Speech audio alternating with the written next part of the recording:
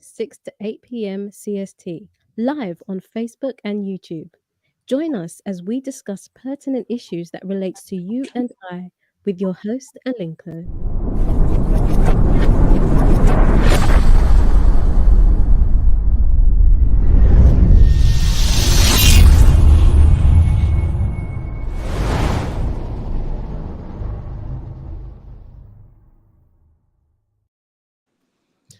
Hello, everyone. Welcome to the Progressive Mind Show. Today is February 16th, 2022, and the time is 5 minutes past 6 p.m. Central Time. You're watching the show, and we are situated in the beautiful city of Chicago. Our topic today is what is Black love? I know a lot of you celebrated Valentines yesterday, and I know all of you had a good time. For a few who may have had some disappointed evenings or situations, let's take it as part of life because even in our failures, we do have some lessons to learn. So we want to go straight to our convo today. I want to introduce our guest to you, but before that, our great, smart, intelligent co-host is here, Michelle. Hi, Chicago. How's everyone doing? Not just Chicago, hi, across the world. Absolutely. And today, again, we want to talk about the topic that you have seen on social media. We encourage everyone to share the feed as we engage you all in this very important subject. Captain Mike would not be able to, is not going to make this evening show because of his work schedule. And so, if you're on Facebook, we ask you to share it. If you're on YouTube and you want to get the Facebook link so that you can share with some friends, it's Progressive Minds. Ask them to search for Progressive Minds. They can find us. We are currently live now. On YouTube, of course, it's the Progressive Mind Show, and we are on Twitter. The show is also being carried live on My Star Radio, a Pan African radio station out there on the East Coast. We are working for several syndications, so watch out for this space. The Progressive Minds is growing. We are very excited about that. Right now, we would like to go to Michelle to introduce our guest. Yes. So today we have a beautiful, beautiful pair of speakers today. We have Miss Freda Wilson here with us today, and we also have the Honorable Jennifer NARTEY as well. These are both women that are powerhouses, power packed with knowledge and wisdom, and they both have their own unique experiences and approach to the subject of love. And I'm really excited to learn from these ladies today. Absolutely. Before we get into the introduction of our guest, there was something that I wanted to mention. But you know what? Let's do the introduction first. Mrs. Freda Wilson, you're very welcome to the show. Please tell us a little bit about who this beautiful queen is. Mrs. Freda, go ahead, please. I think yeah, you were muted for a second. That was on our technical part, but go ahead. We can hear you good now. Okay, yes. I'm Freda Wilson, and I am in San Diego County. I am a Christian minister, and I've been in ministry for over 25 years. I have authored two books. They're Amazon bestsellers. One is Healing the Wounds of Divorce, and the other is Building Relationships That Last. I'm also a certified life and relationship coach. So I help singles connect with compatible love. I help couples improve and ignite their love. And then I help divorcees or people going through heartbreaks, failed relationships, heal their wounds and then rebuild their lives and prepare for love in the future. I am married to an amazing man. His name is Raphael Wilson, MD, and we together have 5 adult children. My passion is working with people, and I always say, I love love, and I'm all about love. So, what a perfect opportunity to be here today and talk about Black love. Mm. So, that's me in a nutshell. In my spare time, I enjoy golfing and playing the piano. That is very beautiful. Mrs. Mrs. Jennifer Narte. Please go ahead and tell us a little bit about you. Thank you very much, Alinka.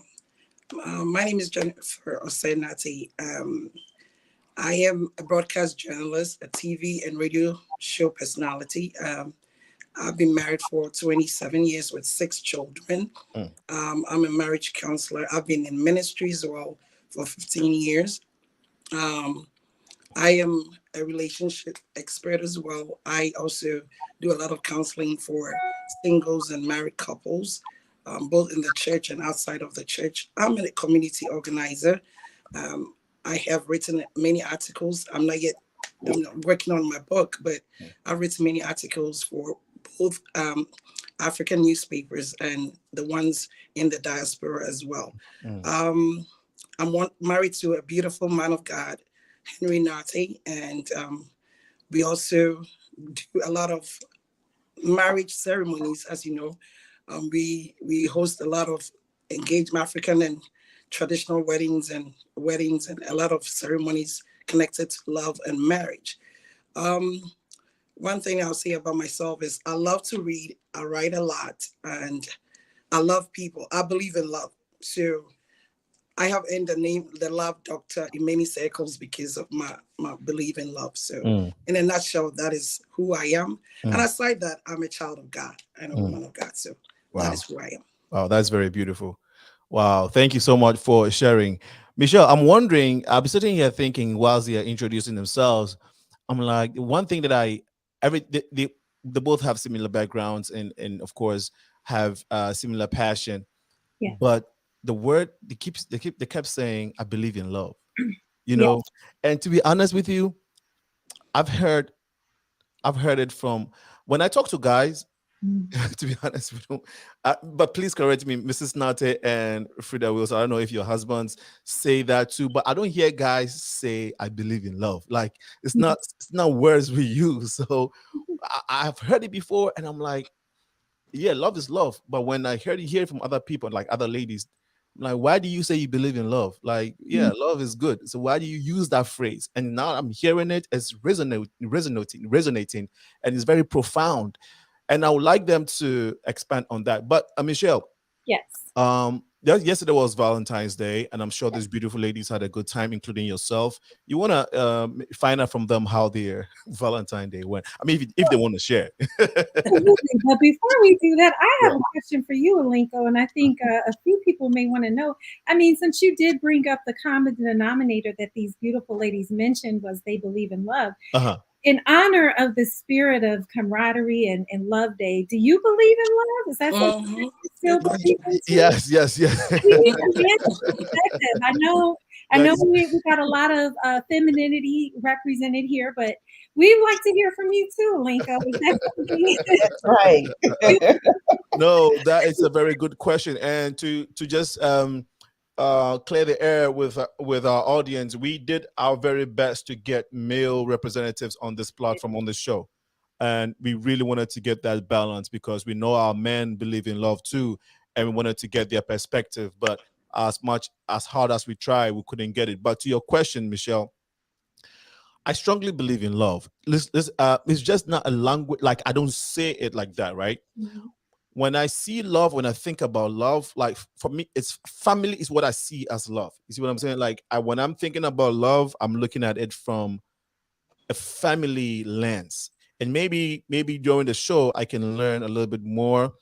Um, I don't see only with me and a lady taking a stroll in a beautiful garden. I see me myself, a woman and children in a home, that type of concept, right? Mhm. And so I may not necessarily use the word I believe in love. I probably would say I believe in family. family values. And Michelle, if you've seen some of my, since you joined Progressive Minds, you may have seen family values and stuff. So that's how I kind of pronounce it or express it. But yes, I do believe in love, Michelle, if that makes you feel better. No, I'm just joking. Here, and you know what? I think that it's important, and I think that's a great segue into our question of the week, which is, what is Black love? I think to you, you just broke down what your definition is, or what Black love looks to you as a man of color. So I'm really excited to get into the discussion. And for our viewers tonight, especially our men, we are relying on you to chime in and hit us up in the comments. Let us know what your thoughts are and what you define or what you see as Black love in your life and in your family life as well. So. Absolutely. Well, let's we wanna begin. Well, I'm still curious about the Valentines though. Anybody wants to share their Valentine experience? Reverend Freda Wilson has been laughing very hard. I can already tell. Yeah, yesterday was good. Okay, I had a great time on Valentine's Day. My husband is very good at expressing his love to me in so many ways. He's a gift giver, and I'm definitely a gift receiver. So I rose from the bed, feet hit the floor, and we have lounge chairs in our bedroom. And so on the lounge chair, there was a beautiful card and a bag with a gift in it. So I opened the card, and he always says, to the love of my life.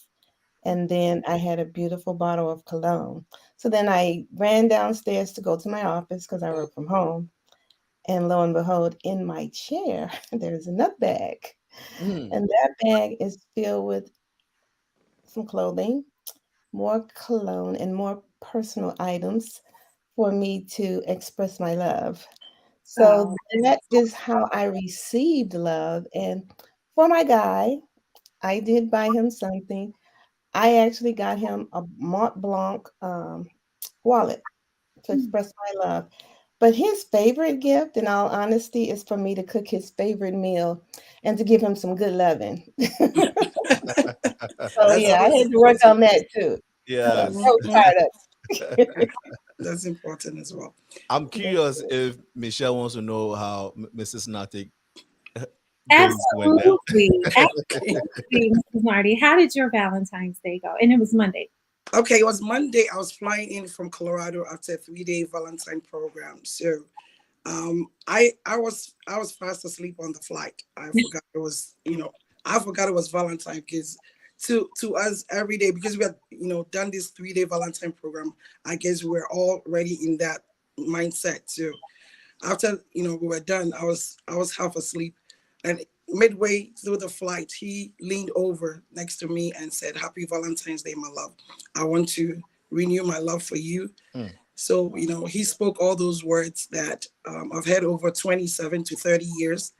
And, he looked me in the face to let me know that it was coming from his heart. And we decided this year that to take a break from the gifts, because we looked at each other as the gift. So this year, it was not about the material things to give each other, but it was more of revaluing the gift of self, the commitment of self, that I was his gift and from God, and he was my gift from God. So this year, we did not do the physical gifts, but reaffirming our love for each other in that way. Wow. So when we got home, we have kids, older kids, so I think he had already, gone ahead with, you can do the flowers and the chocolate, but we didn't do other things. So when we got home, there's a slight technical glitch. Yes, you're back now. Okay. So when we got home, he had the flowers and the chocolate ready, but that was, my thing was just that reaffirmation of himself to me as a gift. That was more important to me. So that was our Valentine. Yeah. And then we went to bed. I did give him some sugar because after all those words, come on. And then we fell asleep. Yes. You know what? I wonder if Mrs. Wilson, please, how long have you been married for? If you remind me again, please. I've been with my husband 20 years. 20 years. And then Mrs. Nartey, you said 16 years. 27. 27. We've been together for 30. Do lovers or married people ever get tired of themselves or giving and taking loving like you express? Does it come a time where it's like you don't like you feel you get tired of it? I never get tired of being loved. No. I don't. I want to be loved 24/7, Okay. 365. And because love is something you express daily in different ways. Mm-hmm. It Different doesn't ways. necessarily have to be passionate, but Mhm, it can be compassionate. mhm. It can be in the sense of service. It can be in honoring. Um, there are many ways to express love. Of Okay. course, it can be sexually, but I'm loving every day and I'm receiving love every day. Every day. And we argue and fight, but even in the midst of our disagreements, we're still loving. Mm. So Yes. that's how our relationship evolves. Yeah. It's there's never a moment when I'm tired of loving, and there's never a moment where I'm tired of being loved. Like I want to be loved 24/7, 7 days a week, 365 days a year. Okay. Uh, Mrs. Nate, Um. same for you. Yes. Okay. Because love grows. It grows. True love, when nurtured in the right environment, grows. So I wouldn't say we've had our challenges over the years, but the true love never dies. Okay. True love never Mhm. dies. And the more I see that, the more you grow in God's love, when God is brought into it, the love of God never dies. So you Mhm. don't get tired of it. Okay. As Mrs. Rita said, you want more of it. Okay. I want more of you all day because you're growing in the love. So you may have differences, in the physical, you're human, right? That Yeah. sometimes you may want, like, that space because he got on your last nerve, which is reality. But the love in you will not naturally die because he got on your nerves. So you don't get tired of the love. And I love being loved. And I love giving love and showing love in many ways. As she said, I agree with that. Because if you keep cooking, cooking is love. Feeding you, taking care of that body is love. So it may not necessarily be, the sexual part, but in all forms, and making you aware that I'm here. Even being present is love. Being Yeah. present is love. So Yeah. Uh, if I am still present after 27 years, I think that is love. okay. Thank you for sharing, Michelle. I know you have a question, but quickly I want to follow up with Mrs. Wilson. In your long service of repairing divorcees, right, and broken relationships, do you think that the way women, talk about love, and you, like you said, you want to be loved, you don't get tired of it, and we hear it more from the women. Do you think that men also need love and crave for it and want it all the time like that? I just want to know from your experience because I have my perspective, but please, if you want to share from what you, yeah. So so women as females, we generally romanticize things, and Mhm. we are more generally 80% of the time more emotional, more expressive, whereas our men, they love us, but sometimes loving is providing. Yes. um, so they express love in different ways. Mhm. So my husband loves me all the time, Mhm. but he doesn't express his love the way I express my love. Well, Mhm. I'm always coming in hugging or kissing. But the one thing about my husband is I know his love language, and his love language is he likes to be touched. And so I touch him with just rubbing his back. And then he reciprocates that by, hugging me and nurturing me. So when you say, does my husband feel the same way about love? He believes in love, but he definitely talks about it differently. He doesn't Yes. romanticize it like I do. Right. Like And not necessarily your husband, but all this in men that you, general, yes, this men in I general. Yes. think that is generally the distinction. Although you do have some men, that's why I always use that 80-20 rule. You have some men who are just as romantic as women. But most of the time, men are more providers. They're on the go, they're doing. And so they look at it like you said, they're providing for their families. They're trying to care for the home. So that's a huge way of how they express love, Yeah, Mm, that's giving true. provisions, making sure the family is intact. mm, And so mm. I would agree with you that men generally feel that way when they have a home. Mm. They're rearing children. When they're Mm. single, they are looking for a mate to create those types of things. Mm. So Yeah. love is expressed differently among Okay. the genders. Okay. I did want to pick up on what Jennifer said real quick when Yes. she said, you know, love. I wanted to pick up on love is patient. That's Mm. what the scripture says. Love is patient and is long suffering.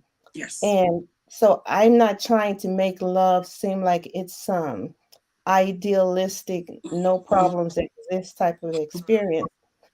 Quite the contrary, Yeah. because after 20 years, anybody's been married 20, 30, 40 years, they've got some stories to tell, let me tell you. It's not Oh yeah. always pie pie in the sky. True. Yeah. But what I will say is when he has gotten on my everlasting nerves, I Mm-hmm. still want my man to come home at night Yes. because I may be pissed off, but I'm still in love. Love And him. so Yeah. that's what it's all about. Yes. Mm. Loving in Yeah. season and out of season. You just have That's to be true. patiently awaiting um, for the friction to clear and then for the peace to come. So I just Mm-hmm. wanted to say that love is patient and long suffering.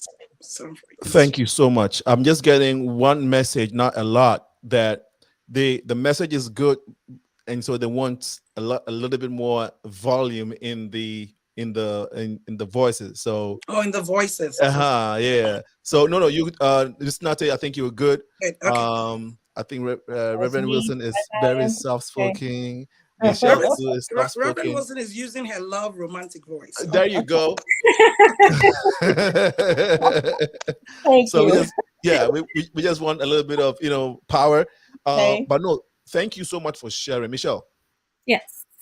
So I just hear a lot of understanding, or what I'm getting from you ladies is love is really understanding your mate's love language, understanding what makes them feel wanted, what makes them Mm-hmm. feel nurtured, right? And it's also a reciprocal thing where you give a little and you get a little, right? I've heard Miss Freda talk, and as well as Miss Nartey talk about just their spouse's reaction to them expressing love in the way that they interpret it in their language. And I think that that's something important to talk about is the language of love, right? What is the actual language? Does it vary? Do you, with you ladies, with the people and the couples that you have worked with over the years, aside from your own marital experiences, which is a wealth of knowledge in itself, what have you seen in terms of the biggest task or biggest barrier between couples when expressing love to each other? Okay. If I can, come in here. Alinka, you remember you were saying that do men believe in love, or do men also, love or want to be loved? Every human being created by God wants to be loved. Mm. One way or the other, man or woman, black or white. That basic need is placed in us by God because He is love. Yeah. So there is something in us that, inadvertently makes us want to be loved. As Dr. Reader said, we may not necessarily have this romantic idea of love, or, that we want to give of ourselves that way. But everyone wants to be loved. We have seen that men express their love differently. And I just want to affirm what she said, that indeed we express our love differently. And what we see is that most times, a lot of people go into relationships with a mindset of what love is supposed to look like. Maybe over the years, because of the movies and Titanic, and can you hear me? Yes, we can hear you. Okay, because of the movies and Hollywood idea of love and romance, many young couples these days go into marriage with that mindset of candles and roses and all the things that are so perfect. So if the man does not live up to that expectation, they don't feel like they are receiving enough love. And you have to know your partner to know what kind of language he speaks in love. Okay. Men speak a different language. There are men that are romantic. Men, I know some that are more romantic than their spouses. So you just have to know how to communicate the kind of love that you want to receive and he wants to give, and have that understanding. So what will work for me, Alinko, what may seem as love to me may not necessarily be what will be good for another couple. Yeah. You know, but on the across board, every man, no matter how masculine or how macho or how well built they are, or how their bravado, every man wants to be loved. Every Yes. person wants to be seen and affirm that I see you, I care about you, you know, you matter to me. Yeah. So whether it is romantic love or family love or brotherly love, basic, you know, needing any human being is to be loved. I agree. I completely agree. We men, we do have that vulnerability too, but it's difficult for us to share it. And a lot of times we want to share it with people that we trust. And that's why if you look at men like to cling to their mothers a lot, because they can trust that love.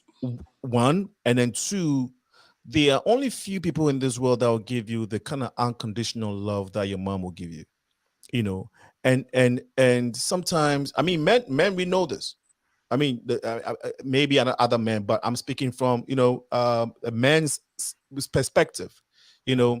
And so, and this is why sometimes some men listen to their mothers even when they're in a relationship or in marriages, right? Because they think, okay, I am safe. I know even when I go wrong, she's gonna have a way of handling this. But geez, I'm scared. If I tell the woman that I'm with the truth, she might react in a way that I don't want, right? And that is what forces men to, I'll say, conduct in unnecessary lies, right? Because they don't want that backlash. One, they love you. They don't want to hurt you with the truth. And then two, they are scared of the reaction because they can't, if you react in a negative way, they don't know how to handle it. Should I yell? Should I walk away? You know, a lot of times we are confused on how to handle because we can't box, we can throw fist, and so it's just a backlash. So, but with our mothers, we're safe there because we know, regardless of what it is, there's going to be a way that she will handle it that will not, even if she hurts me, she's gonna, we trust that it's coming out of love. And I think that these are some of the conversations that we need to have so that even when, you know, okay, but let me not. I don't mean to cut you. I want to say this before it goes, and I want Dr. Rita's take on it. You know, when you come back way back into our African culture, I don't know if you've ever heard this, that African men are not romantic. I don't know if you've heard that before. We always say that, yes. Okay, I believe that when you go back way into African culture, as you said, you didn't experience much of how our fathers expressed love to our mothers or expressed their form of love.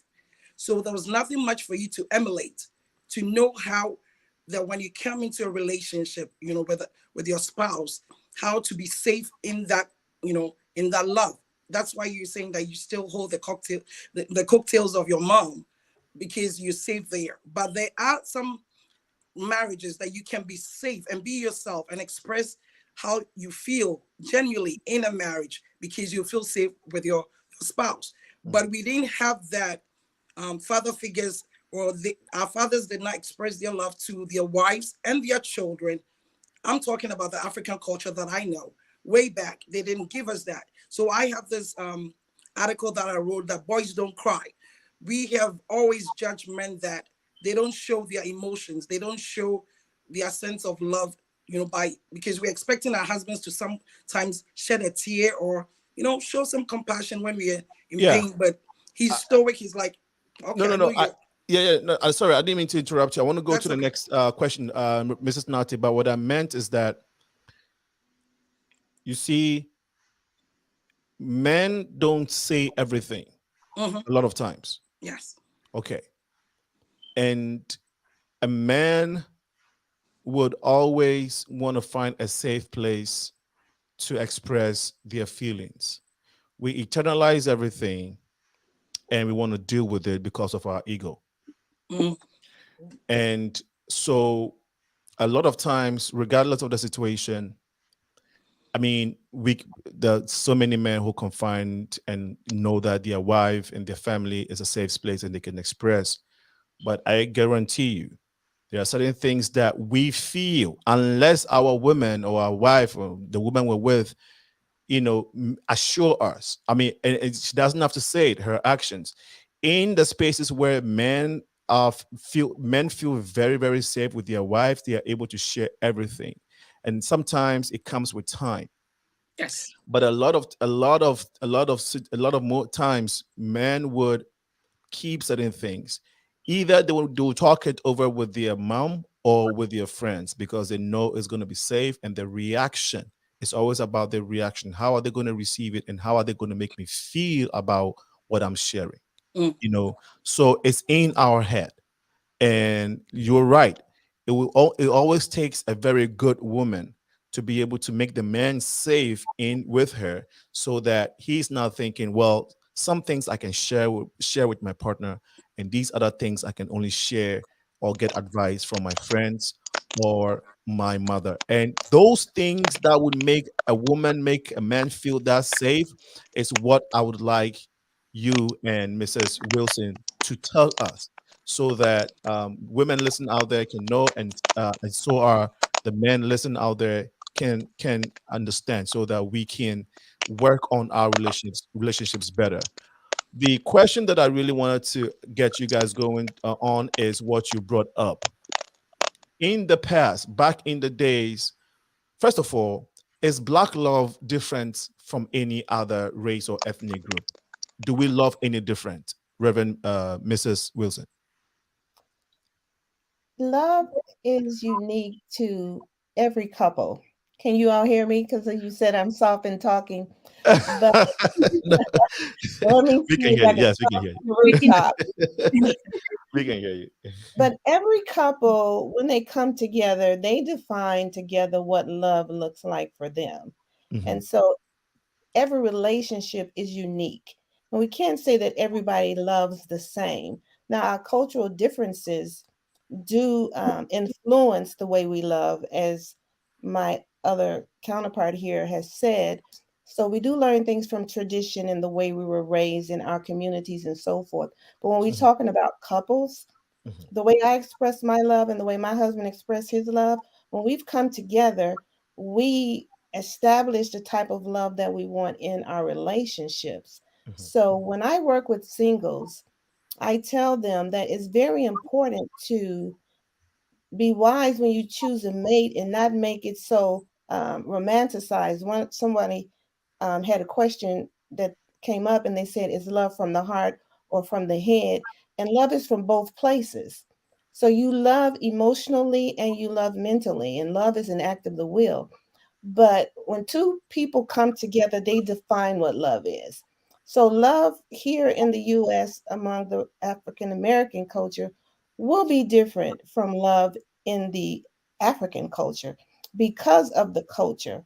But I still want to say that here in the US, where I am, when you meet a mate, if you choose wisely, you can have good love and have a very strong chance of building lasting love.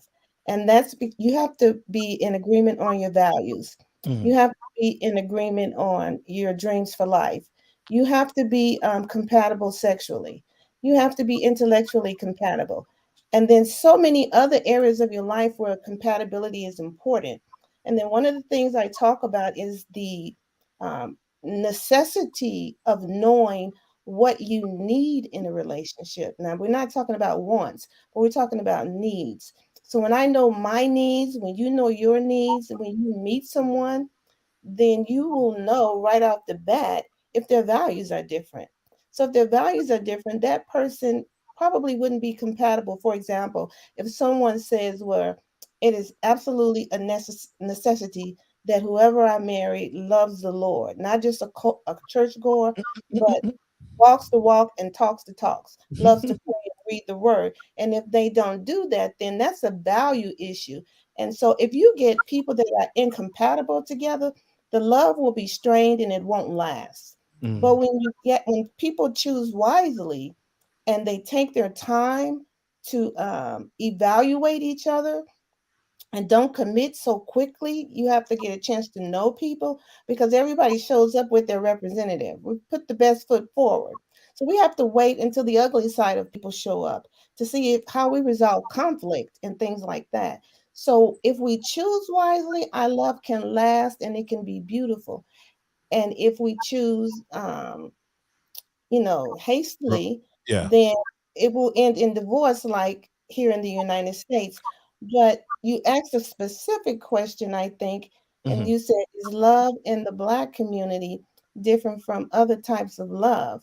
And I just want to say that in the scripture, the universal love, God is love, but love is patient, love is kind, love is long suffering, and love is so many things. Okay. So that's the first thing I'll say. The other thing I will say among Blacks is that in our culture and living inside of a major culture, we do live our lives differently. We have different struggles. We have different financial challenges. We have different challenges in corporate America. We have challenges about the way people view us. So the stresses that we deal with every day, we bring into our homes. So that does look different than it does among other relationships, in the sense that we have to negotiate our relationships differently. Mm. And again, if you negotiate them correctly, then even though your circumstances are different, you can still love the same way. So I do want to say that the Mm. basis of love is universal. How it is expressed is unique to each individual. And it's about the two people coming together, defining the kind of love that they want. And if Wow. you have people who sees love differently, then it's not going to be good love. We have a lot of comments. We're going to be reading them. Michelle, I don't know. I know you have a question, follow-up question. I don't know if it's a follow-up, but please take it from here. Same question for Mrs. Nate after Michelle's question. Yeah, Go no, ahead. I just thought it's more of a comment. I thought it was very impressive. You said negotiating the way that you express love in your relationship, right? We know that there's no two people that are the same. None of us even have the same fingerprints, right? So no relationship could ever expect to have a one size fits all rule. Mm. I think listening to you ladies, there are basic foundational principles to build your relationship on, to make sure that it, is founded properly on the proper things. But I just think it's really interesting how, everyone's expression of love and how they receive it is very different based on their language. Well, thank you so much. Same question for you, Mrs. Nate. Do Black people love differently? Is Well, there any dynamism there, and why? I agree with Reverend Reader that Uh-huh. love has no color; it's universal, right? Yeah. Because the source of love, true love, is from God, and He has no color. But maybe our cultural disposition makes us express our love differently. Okay. So, definitely, what may work in one culture may not necessarily work in another culture. Mm. What I've seen over the years that our expression of love in African setting Mhm. has incorporated love expressions from other cultures and may have impacted the way we express our love. Going back to the first statement that Reverend Rita said, that in our culture, Reverend, predominantly our Reverend. way of expressing love. Okay. Can you hear me? Yes, yes. Please go ahead. Yes. Our way of expressing love was the man being able to provide, right? Mhm. That takes me back to what I have seen when we're growing up. Our father's way of loving us was being able to take care of us, providing for us. We may not necessarily have heard the word "I love you," but the sense of protection and provision was his language of telling us how much he loves us. I believe our notion or expectation of love is shaped by what we see, especially from our homes. So if the child grew up in a family that expressed love outwardly by hugs and kisses and love, in that way, they will grow up with that expectation. If that man came from a background that did not have that kind of love expressed, his expectation of love will be also different. So I do agree with her that, our dispositions of our backgrounds will bring, when we come together, we should find out what we see as love. Because I know for a fact, my husband may disagree with me, that when I met him, he was not the most romantic man, because where he came from, he didn't know what it meant. Is your husband, is he around so we can get his? He is around. Okay, we want to hear his perspective on this. I want real. him to answer for himself. But I grew up from a place that expressed love that way, with hugs and kisses and I love yous, and I think I was also born that way, believing in love. So that made it worse for him. But I gradually, with love, gradually with love, taught him how I want to be loved, how I want to, receive his love, how I want to understand how he loves me by the way I want it to be loved. So many a times you may not necessarily have been taught that way from your childhood, but as we grow with exposure to other cultures and other things, I believe men or women can also learn and understand their partner's language. I agree with that. I see she's frozen, but I know earlier, Michelle, you asked about the different languages among love. I wanted to just speak to that We will again. take our And time. there's a If we will genuinely take our time to study our partners and not be hasty in, getting into relationships or marriage, we will find out their temperaments. We'll find out what love, how they see love, because they may not necessarily take us to candlelit dinners and all that all the time, but their way of love is protecting you, making you safe, making you feel like, I appreciate who you are. I see you. I acknowledge you. You're more than enough. And those affirmations sometimes are a guy's way of expressing love. Let me just say that what I've noticed over the years, that every decade or every generation, the love languages keeps changing.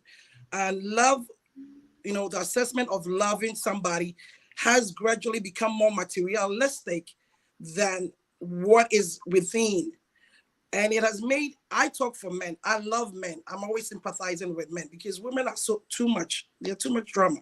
But I love men. And I know that many men, especially in our Black community, have so much love to give, but the expectation of the materialistic things from women is making them feel insufficient to give of their love. So not because they cannot love, but all the other things that's why she said, what you need, not the wants. But, our expectation of the wants is making our Black men keep their love to themselves because, if your wallet is not big, that means you don't have love, which is not the truth. But our men can know how to love if we give them a chance. That's what I believe. I know Mrs. Wilson wanted to say something, but Mrs. Nartey, are you being biased because you have 4 boys? Or is it no? No, but honest to God, you're right. being honest. There are so many good men out there. I know that if they will be given the chance, not by their financial status, not by their academic status or all that, given a chance to really genuinely express their love to a woman, I think we'll find good men out there. But society and the generation has changed so much that if you don't have a Maserati and all those things, you may not even walk through the door. So I empathize with men. That is so true, Jennifer. Because thank you so much for empathizing with us, Mrs. Wilson. Thank you. I have a special gift for you. I'm just joking. But I still want my gift, but she is definitely on point when it comes to the materialistic view of love.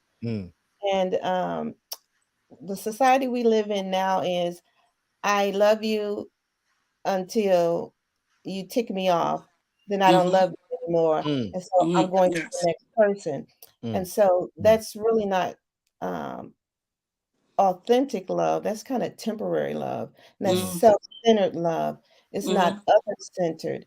So when Michelle asked about the different love languages, people, Gary Chapman wrote a book on the 5 love languages. And believe it or not, many of the women who I've worked with, they feel loved when their partners help them with their responsibilities.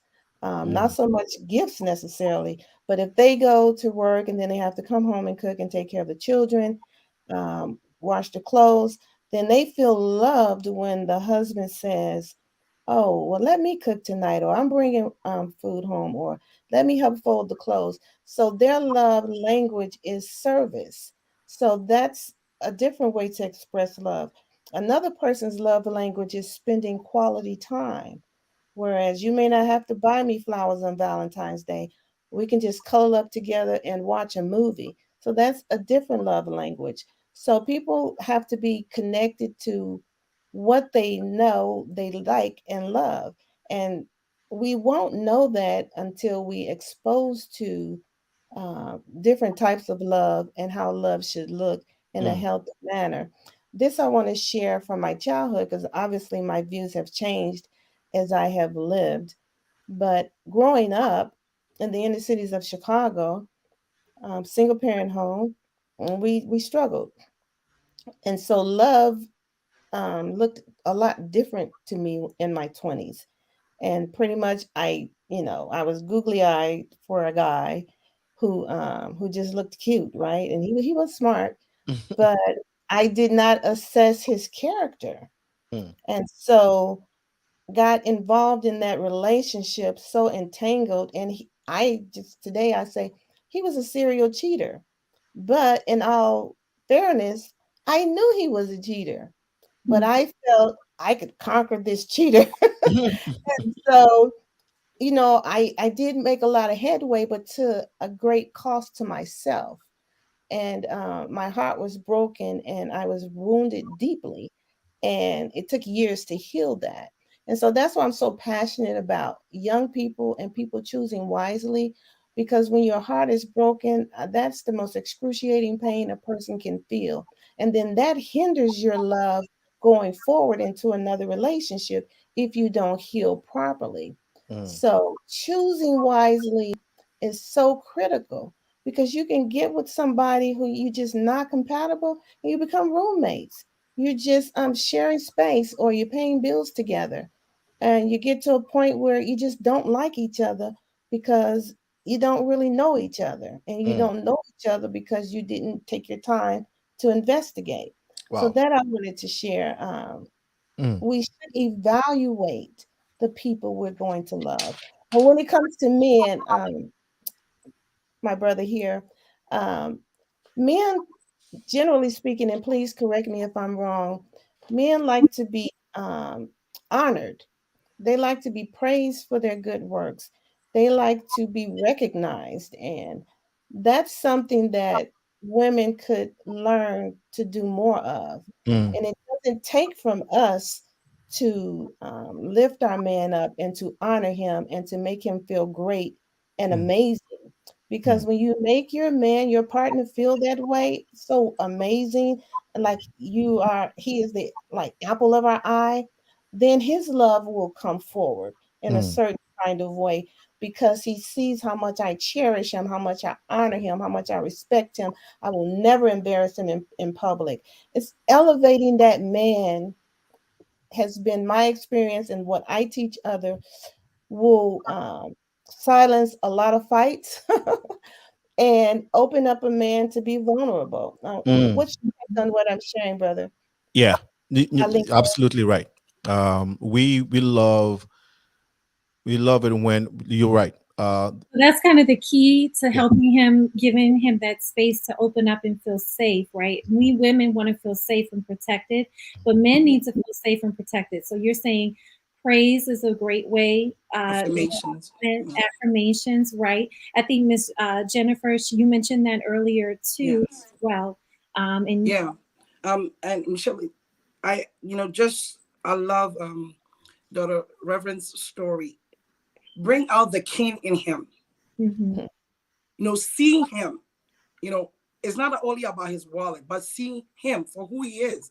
Many men feel lost. And I always say that many people really don't take their time to know somebody. So we may even be in relationship, but you haven't really seen who he is. Find out who your king is. Bring out that in him. That's when he's able to feel safe. And because Every man wants to be respected, whether he has it or he doesn't have it.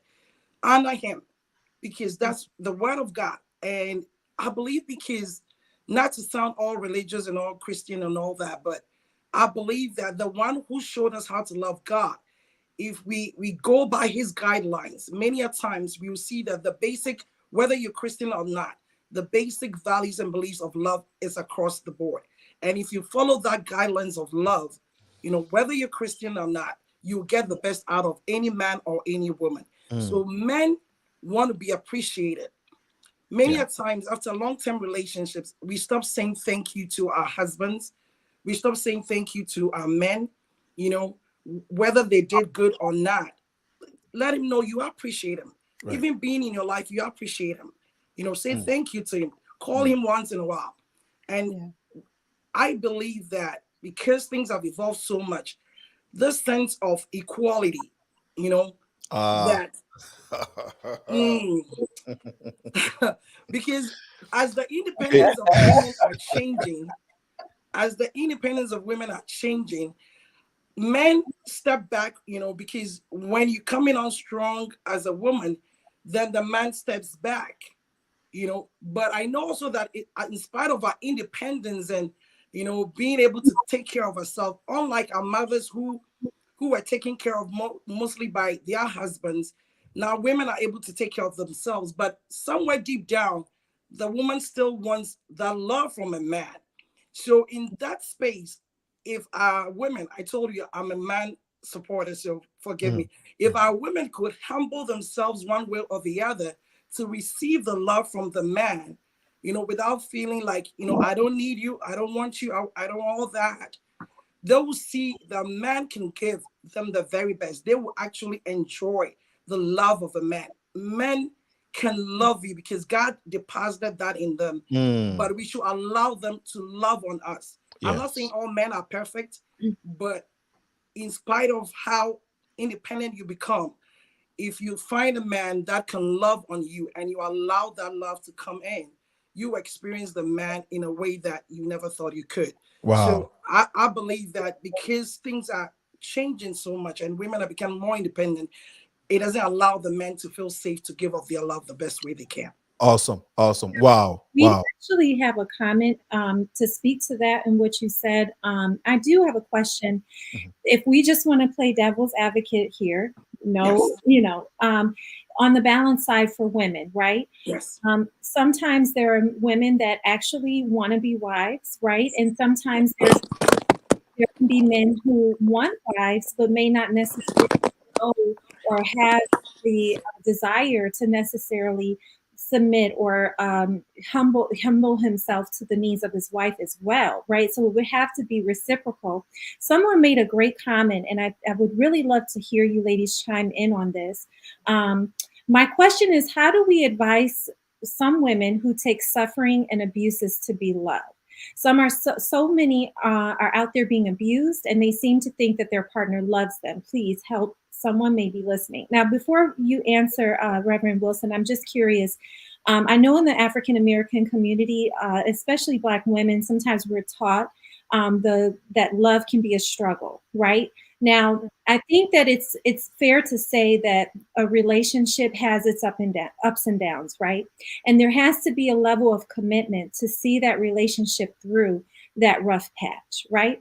But is there a time where we should delineate struggle or a rough patch delineate it from abuse or from mistreatment or from, okay, basically, some people may have the mindset, well, yeah, we're struggling. Yes, I may not be able to provide, but you should stay with me. You should hang on. You should struggle with me. And though that woman or those children may end up, having some kind of struggle through that. Sometimes they get through it, which is wonderful, and they triumph as a family, but some don't. And I know that there is a high divorce rate in America. So I would really love to hear your opinion and weigh in on that as well. Yes, well, surely. I actually just did a big talk here in the county through a nonprofit about abuse. Mhm. And abuse is 100% a deal breaker. That's what I teach. Um, People who are physically abused, emotionally abused, that is an unhealthy space to be in. And it's a breach of covenant. And that is not love. That is a person acting out of some type of character that he or she inherited from the past, not knowing how to channel their anger. And so they take it out on their mates. So abuse in a relationship should never be tolerated. That's my stands on it. The scripture talks about being equally yoked, and I know everybody's not Christian, as Jennifer said, but the Bible has not intended for people to stay together while they're being beat or emotionally violated, because that's a breach in covenant. What has happened in the African American community generations back, and actually, I just interviewed a young lady. She was married and she was physically abused by her husband. And she said, why did, people say, why did you stay? Why did she stay?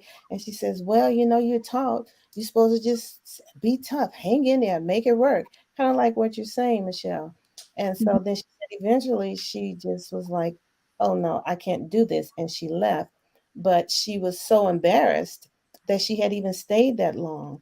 So the notion or the sense that we're suffering together while we're being abused, I 100% advise people against that. I do recognize that men are abused too, and I Yes. actually knew a man whose wife used to beat him, Mhm. and in fact, she picked him up and put him on top of the stove while the eye was lit and burnt him Mm. literally. That is And terrible. Wow. eventually, he ended up killing her over the years because he was being abused for years. So Mm. abuse is a real thing, and we should never ever allow that to happen.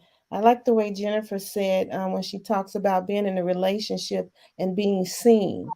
There's another young lady who I was working with, and she said she was in the traditional setup. She had a college degree, but the guy she got enamored with, she after 6 months she moved in with him and moved across the country, and then the booger bear came out, and so he didn't want her to work, and she said she was never seen. He would just buy a house and not ask her opinion. He decided what school the children go to. She had no say in any decisions, and then he told her what she was supposed to do. He was even physical with her. She said it got so bad until she just wanted to drive her car off the road. Again, that's abuse. And what she didn't notice is that her daughter started acting out, because what happens with our daughters when we raise them in abusive homes, one out of two of those daughters ends up in an abusive relationship Mm. because they have learned that from their environment. But the child started acting out in school and being aggressive because she didn't know how to express herself because of what was going on in the home. So those are telltale signs. There are a lot of things you can look for in children to see if they're coming from an unsafe environment. Okay. So again, the struggle is not to be abused in the struggle. I stand by that firmly, 100%, and I will never take that back. I Thank you.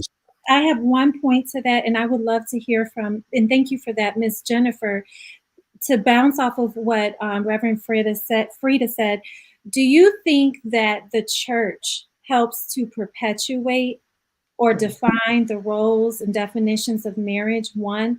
And then two, um, as a member of the church, have you witnessed or have seen where, and I personally have, where maybe the pastor or the church may encourage a person to stay in an abusive relationship, to say, oh, pray about it, fast about it, and we'll do counseling, but that person continues. Have you ever witnessed or experienced a situation like that? Um, when Before it comes to before Mrs. Nate okay, go responds to ahead. that, it's 2 minutes past 7 p.m. You're watching the Progressive Mind show.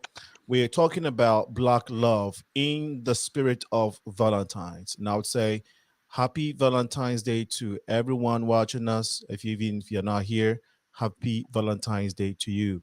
If you were lucky to be with a loved one yesterday and you had a good time, I am very happy for you and God bless your heart. For those who did not have partners to Valentine with, I also know that you had some moments with family or found a way to experience love.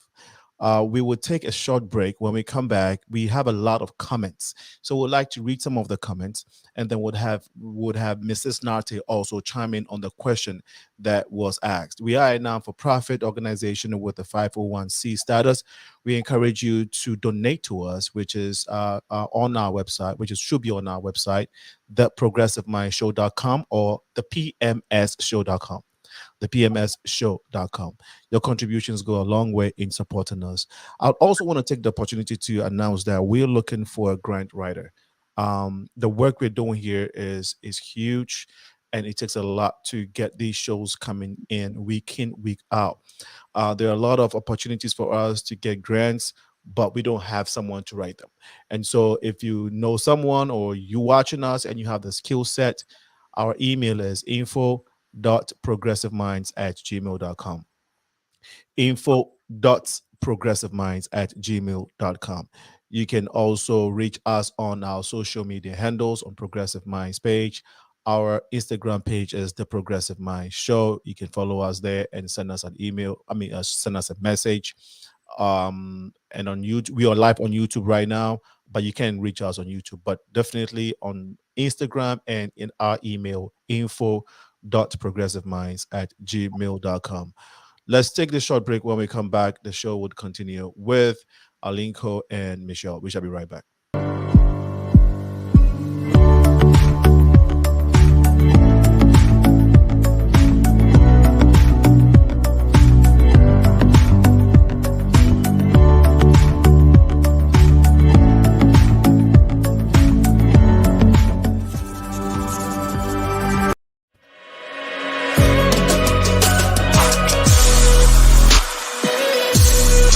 Very talented young people who have decided to follow.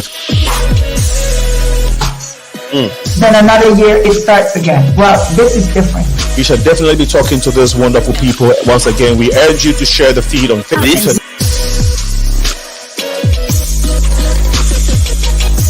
Hi there, I'm Freda, and today we're going to be talking about the African diaspora in Mexico.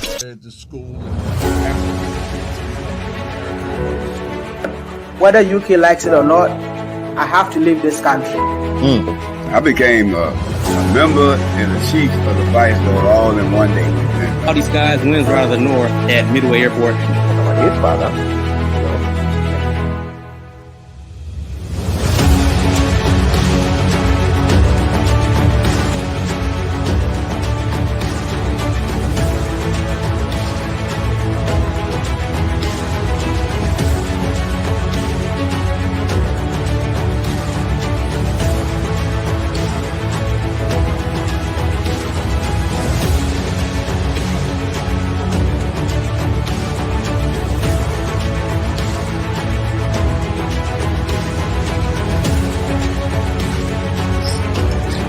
Rising beans. Okay, kids, we have had to come to an end of this beautiful set. It's not about this. This is the inside account of a week that brought the Rainbow Nation to its knees. Right, essentially trying to implement into this.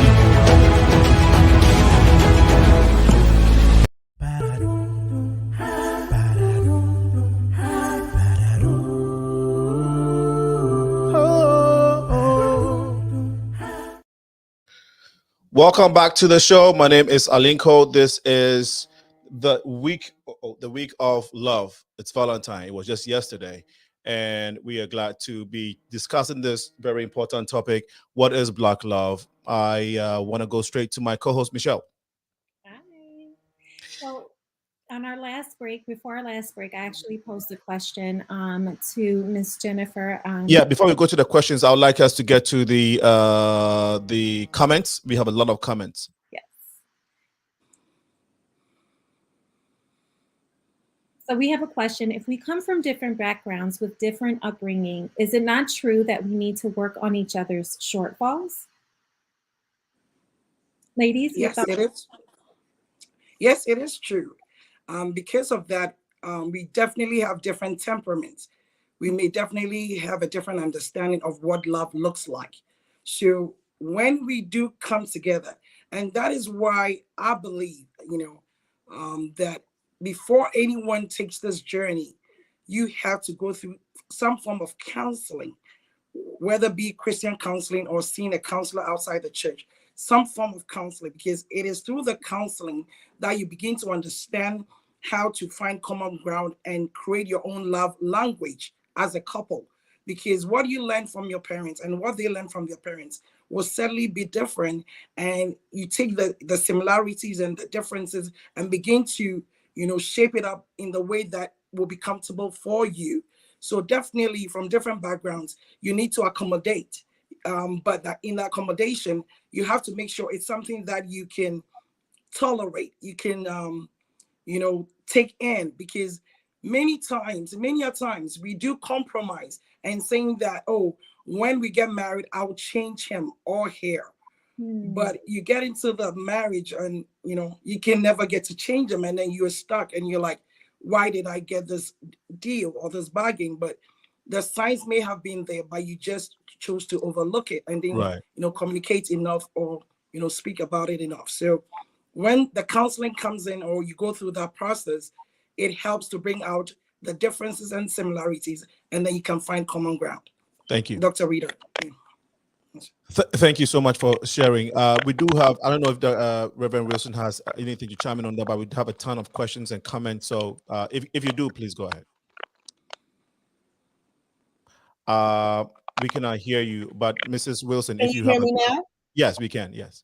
Yeah, just real quick. I was reading the way that's worded, and maybe it was meant a different way, but it says work on each other's shortfalls. I just wanted to make sure that the understanding is each person has to work on their own issues, and we can't change another person, which is what Jennifer just said. So we work on ourselves and we evolve as opposed to working on the other person. I just wanted to make that clear.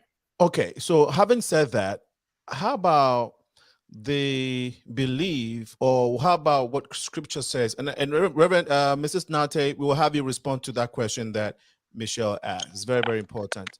But how about the Scripture saying that God made the woman to help the man? And the fact that, so in this case, you said if you have to work on each other, if the man has a problem, would it be a responsibility for the woman, because God says the woman should help the man? Would it be a woman's responsibility to try to help him if he has some issues, and vice versa? Is that to me or Jennifer? Yes, it's to you, but it's just a follow-up question to what you just said, Mrs. Wilson. Okay, so when you're in a relationship, it depends on your Christian tradition. Okay. So we have so many different branches of the body of Christ. Different churches express things differently. But what I will say is God made male and female equal.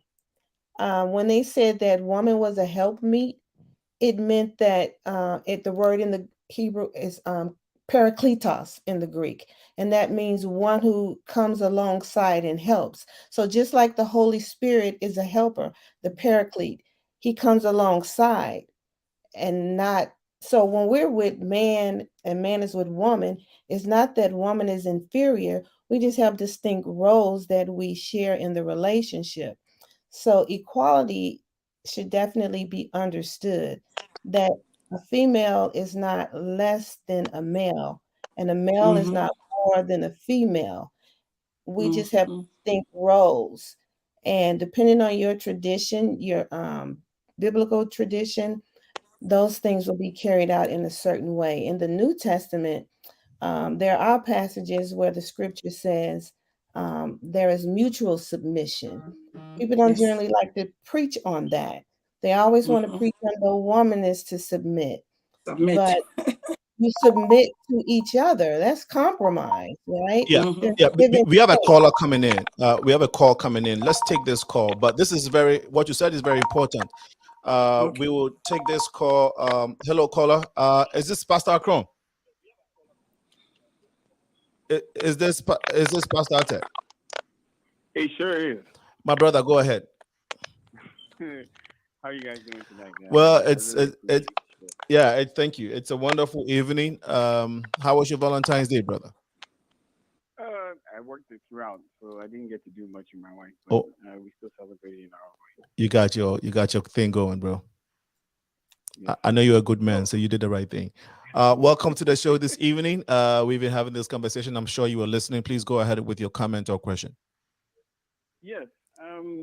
I know it's going to be a very unpopular one, but I try not to just say and do what people think is popular. Mhm. So I think I've been on the show before. And Yeah. I don't believe that men and women, or let me just make it as plain and simple as possible. I don't think there's equality between men and women, especially as the Bible describes it. Okay. If we're actually looking at how man and women were created, God created Adam first. And when he looked at Adam's loneliness, he said, let me make a helper. And the helper was specifically made for Adam. The man was not made for the woman. The woman was made specifically. Can you speak up a little bit, sir? Sorry. Okay. So man was not made for woman, but the woman was made specifically for Adam.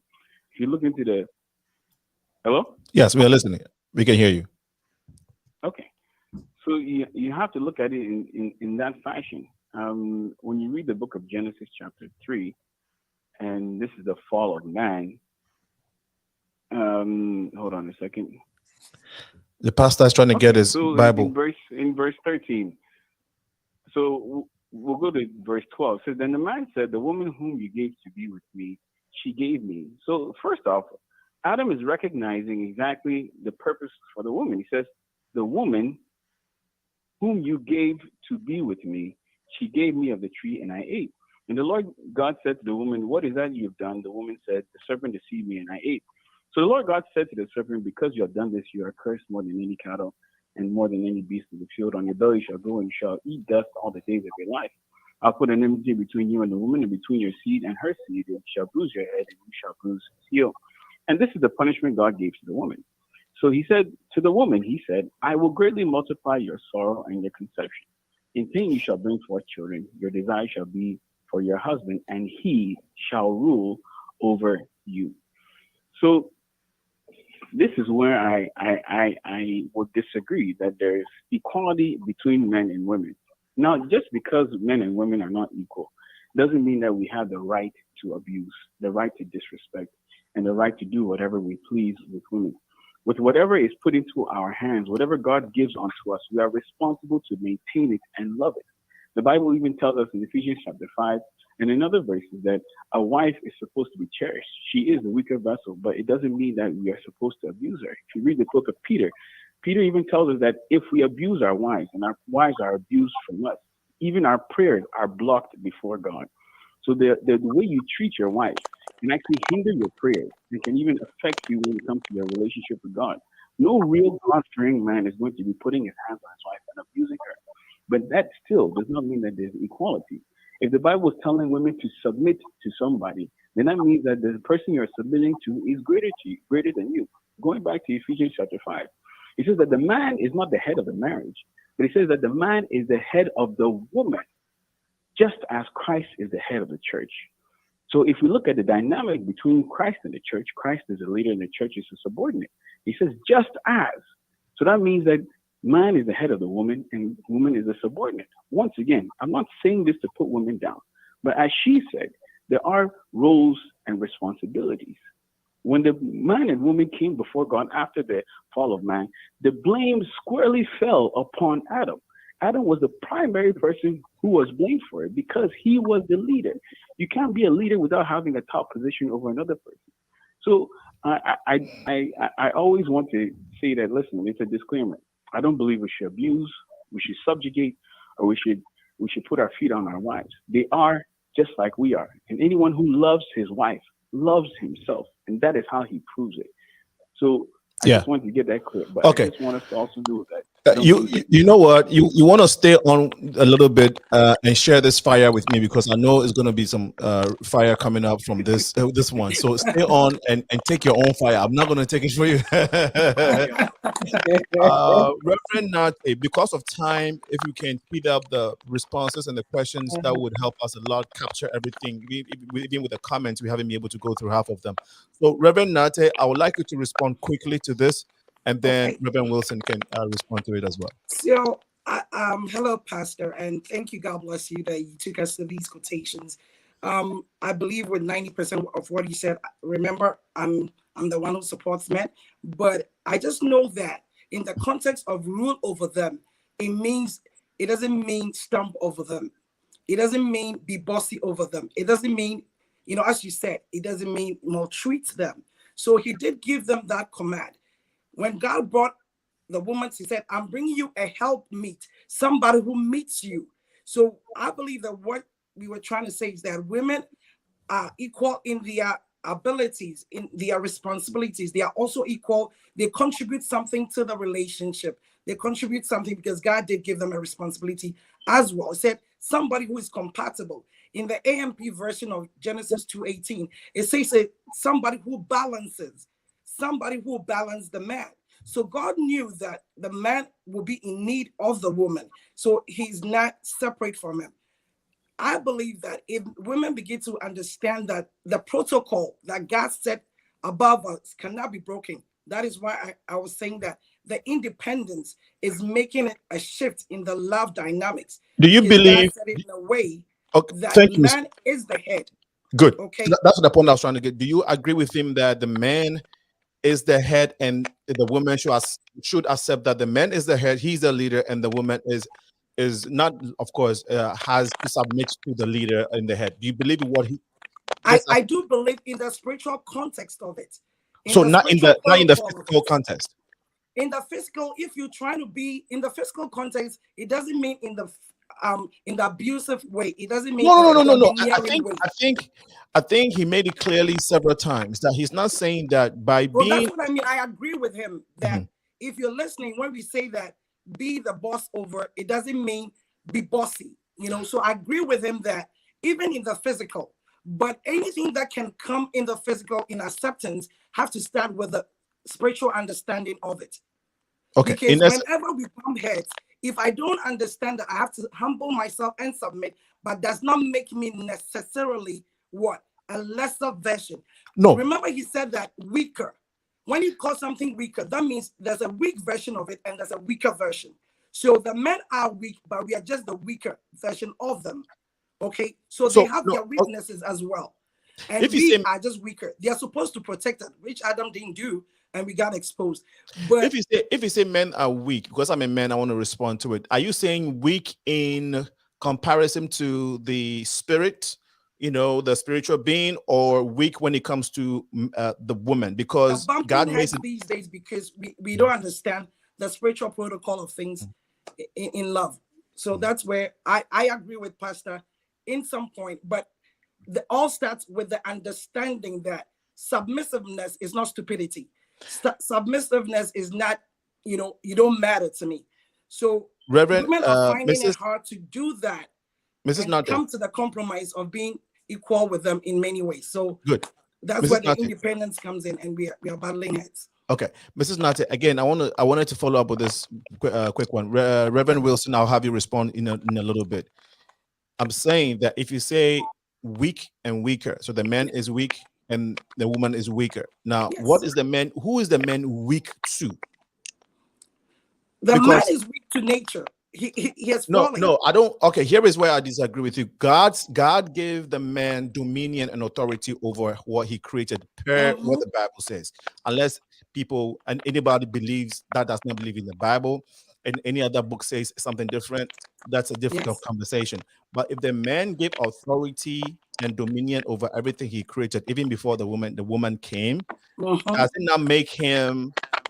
Did he not give him that strength and authority to go about the duties that God wanted him to perform? excluding the woman in this context. So if you say the man has weakness to nature, it doesn't. Yeah. What I mean by that is that before man fell, the commandment was given to him before he fell.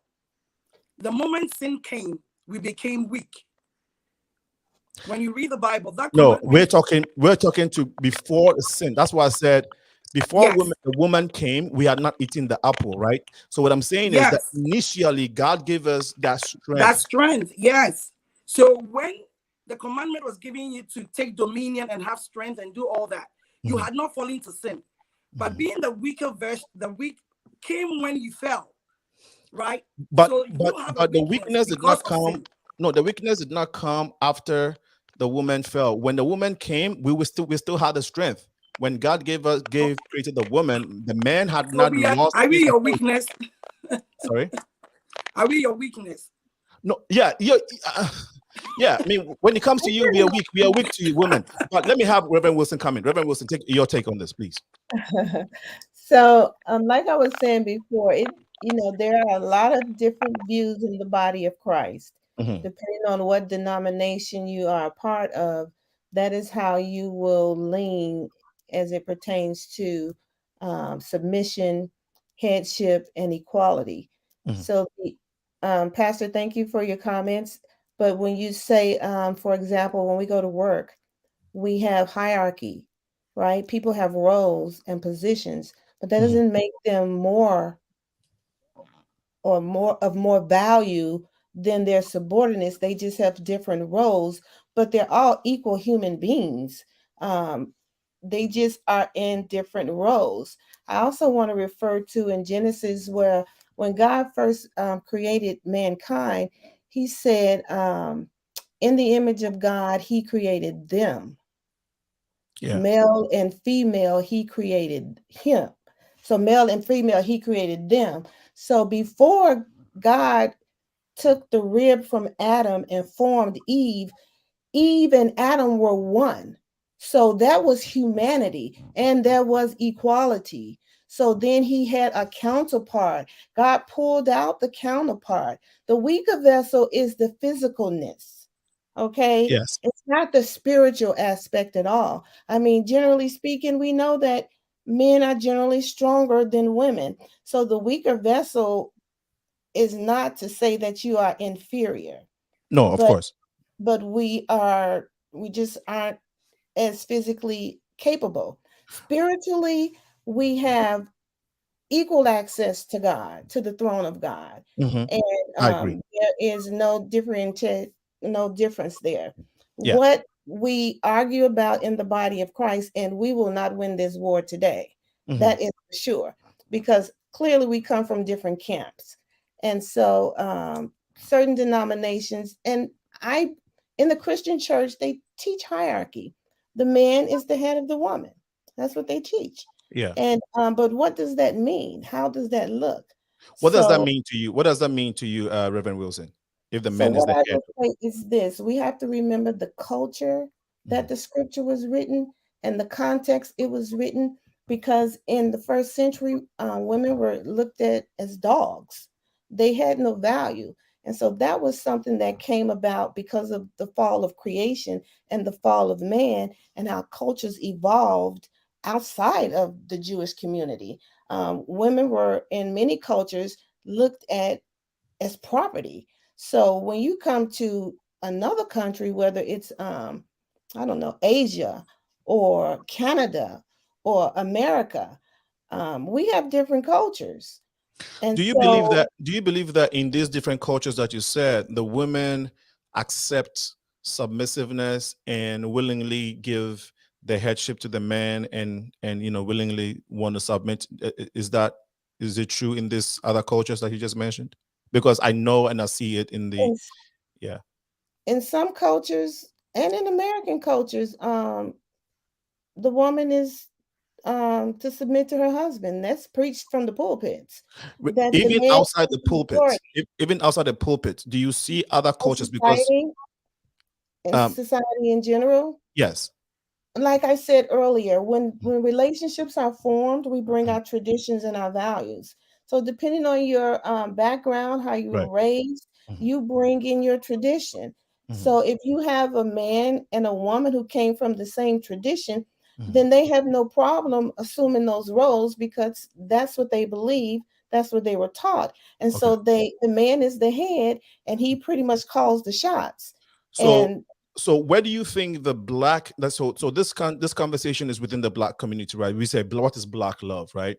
And so within the black people, where do you think we get our culture, inspiration, and all of that from? Is it not also from the Hebrew Jewish context? Because if you go down our lane, we do have some connection there. Is that not correct? Because is that not correct, Reverend Wilson? We get I'm sorry, Mrs. Wilson. I'm sorry, Mrs. Wilson. I am a reverend, but Freda is fine. But where do we get our background? We obviously African Americans came from the African continent. Okay, good. And then we all have our origin in the Garden of Eden from Adam. So that's the origin. All right, thank you. Michelle, I don't know if you had any follow-up on this one. Pastor Atta, did you want to say anything else to what we've said so far? Absolutely. All right, before you do that, Michelle may have a point, comment or a question, a follow-up or a comment. Go ahead, Michelle, if you do. Well, I have a lot of respect for all that has been said on the panel. I slightly disagree, but that's just my personal opinion. I think that I will agree in terms of, no, we are not equal physically because a man cannot birth a child.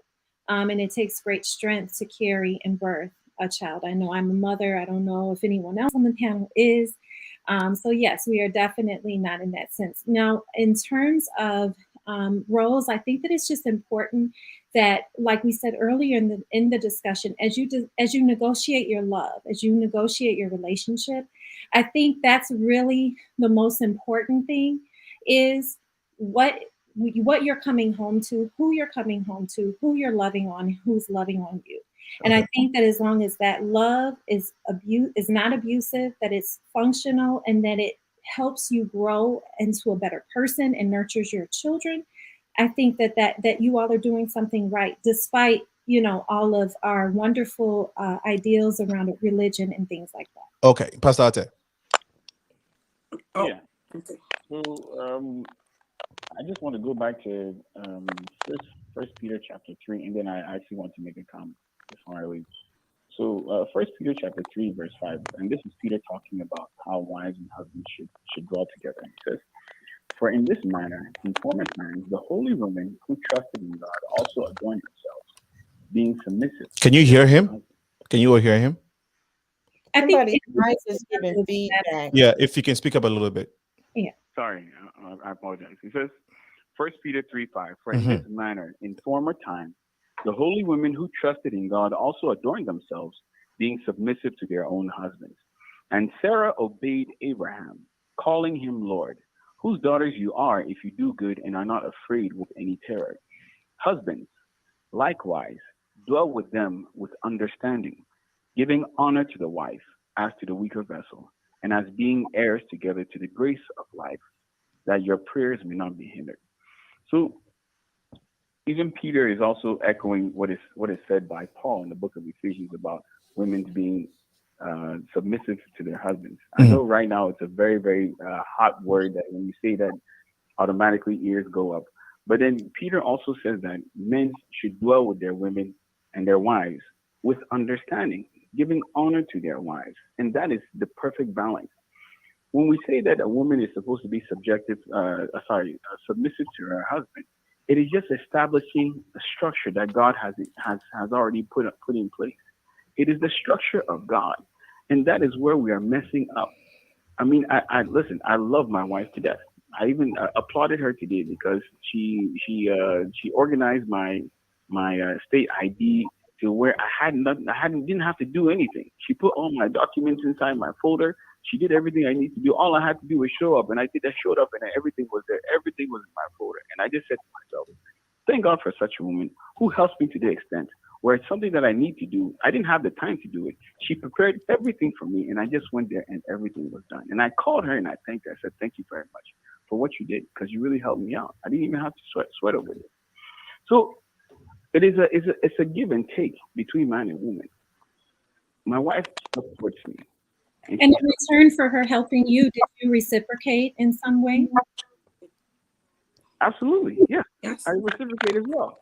Yeah. But she understands that her main effort is to help me to lead.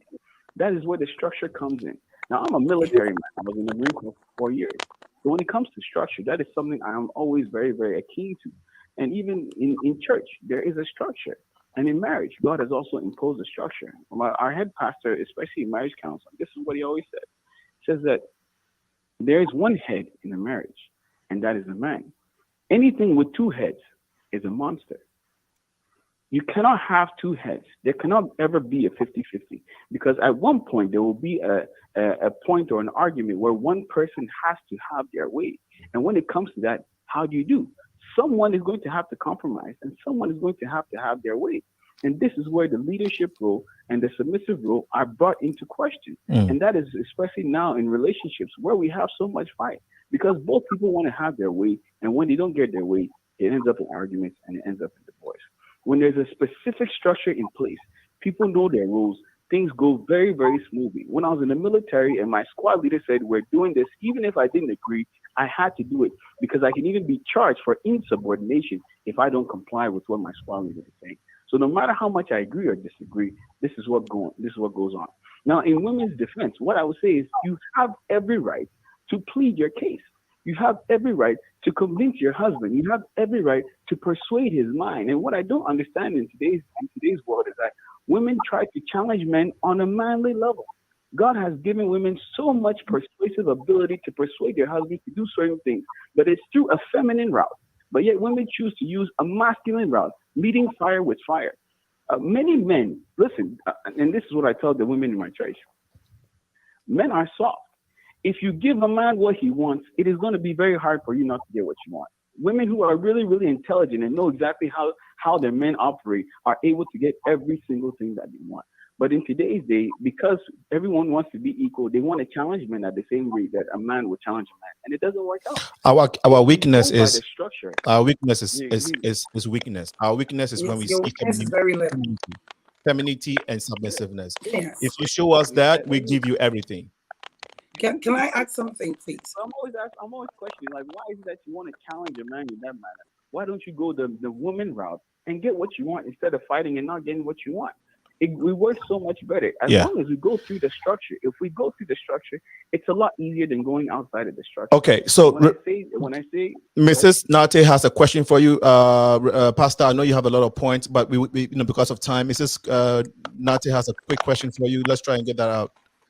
Okay, I didn't have a question, but I think I am actually living in this context that you're preaching. I believe that. That is why I said I'm an advocate for understanding when it says in the hierarchy, in the protocol, how God set it up. Submitting yourself as unto the Lord, right? But all starts with the mindset and understanding of what submission is. You said submitting yourself as unto the Lord. So submitting to the Lord. That's what the Bible says, that the man is representing our Lord, if we are coming in the context of the Christian home. So when I have the mindset that whatever I'm submitting myself to him is not to him as being the boss or the director or that, I'm doing it in honor of the Lord. If I do that mindset, then I will not see him lording over me, because his... Yeah, we having technical issues, but let me Reverend okay, now that I know you're Reverend, I don't know why I'm urged to call you Reverend Wilson instead of Mrs. So Reverend Mrs. Wilson, you have done counseling for a long time. Can you give us, and do you only counsel Black folks, or you deal with diverse races? Diverse races. Okay. Are you able to give us the statistics when it comes to divorce rates in Black, Caucasian, Asian, and Hispanic communities? Yeah, well, the divorce rate among African Americans is highest. Can you give us some numbers if you have them? I don't know the numbers by heart. Sorry. but I do know that the divorce rate among African Americans is higher than the divorce rate among Caucasians, and the divorce rate among Hispanics, if I recall correctly, is higher than that of the white culture, but Okay. it's also higher than that of the Black culture. Okay. Do you get a lot of Asians coming to you because of divorce? Do you get a lot of divorce cases from the Asian community? Yeah, well, not a lot, Not but a lot. So you would there say you very, mean very small once Asian, in a while. do you mean Asian Indians or Chinese or Japanese or just in Yeah, general? yeah, yeah. I meant Asian, Chinese, like Asians, not East Asians, but like Asians, Chinese, Japan, Koreans, Filipinos, stuff like, yeah. So what I will tell you is that during COVID in China, it was reported that the divorce rate went up very high because men and women were stuck in the home together. Right. No, And I want to know in general, excluding COVID, because COVID had hit everyone, so everybody would have same experience. So I'm saying pre-COVID, like within your experience, would you say that you had very, very minimal, almost zero divorce cases from the Asian community, and I mean China, Korea, Vietnam, all of that, right? I don't want to misquote it, but I believe the rate is lower. Lower. Okay. It's among lower the there. Asian community. Okay. So if you rank it, I have some essentially. statistics Yeah, too. yeah, go ahead. Yeah, go ahead, Michelle. Yes, yes. Okay, so ethnicity. Okay, so Asian Americans are least likely to get divorced of all ethnicities, with an estimated of 18% of Asian American women and 16% of men um, uh, experiencing divorce. Next, for the Latino community, we're looking at 30% of women and 27% of men filing divorce in the community. For Caucasian Americans, we're looking at 38% of white women and 36% of white men. Now, as Minister Freda did mention, Black African American communities is at the highest, with Black men and women both experiencing at least one divorce at a rate of 42%. Okay. Do you have anything for the Hispanic community? Yes, I mentioned the Hispanic community, the Latino community is 30%. Okay. For women, 27% for men. So from this statistics, it's glaring, and I think even before we had the statistics, it looks like we struggle a lot within the Black community when it comes to relationship and love and all of that. We know that the single parent rate in our community is, and if I say in our community, I'm including African, Caribbeans, and all of that, not just African Americans. But to be specific, there's an 87 somewhat percent of single parenthood in the Black community, which has to do with a lot of factors, some beyond our control. But let's even stay with the statistics that we just gave, which means that the Black community is struggling a lot. What, from your experiences, Reverend Mrs. Wilson and Mrs. NARTEY, you do counseling and all of that, and Pastor Ate, why are we struggling in this area? It looks like the Black community butt heads a lot. Do you think it has something to do with this equality struggle conversation, strong, independent Black women, and this submissive struggle? Because in the other ethnic groups that you just mentioned that has a lower divorce rate, submissiveness is not necessarily a huge conversation there. We see Asian women, we have friends, even if you go to the Indian community, I have friends who are Indians, and their women make like six figures. Like six figures is normal within the Indian community because of their, I think maybe their passion or skill in IT, whatever. But it's very normal there, and you hardly would hear issues of submissiveness. A wife can. I've heard stories. My thing is that, do we struggle in these areas because are we struggling, or are we struggling in the divorce rates numbers because we have been battling with equality submissiveness? And I want to start with Reverend Wilson. If you can, because of time, if you can just maybe summarize, make it a little quicker for us, and I'll ask all my guests to do same. Well, I'm going to speak specifically to African Americans because I don't know a lot about the African culture. So Jennifer can speak to that. But the African American culture, our history has had a lot of influence on the demise of our family structure. And that is because the male's woman was taken from him and he was emasculated. And so that's the origin of our family unit. We were divided at the beginning. And so as time evolved, women were given more opportunities to work and make more money.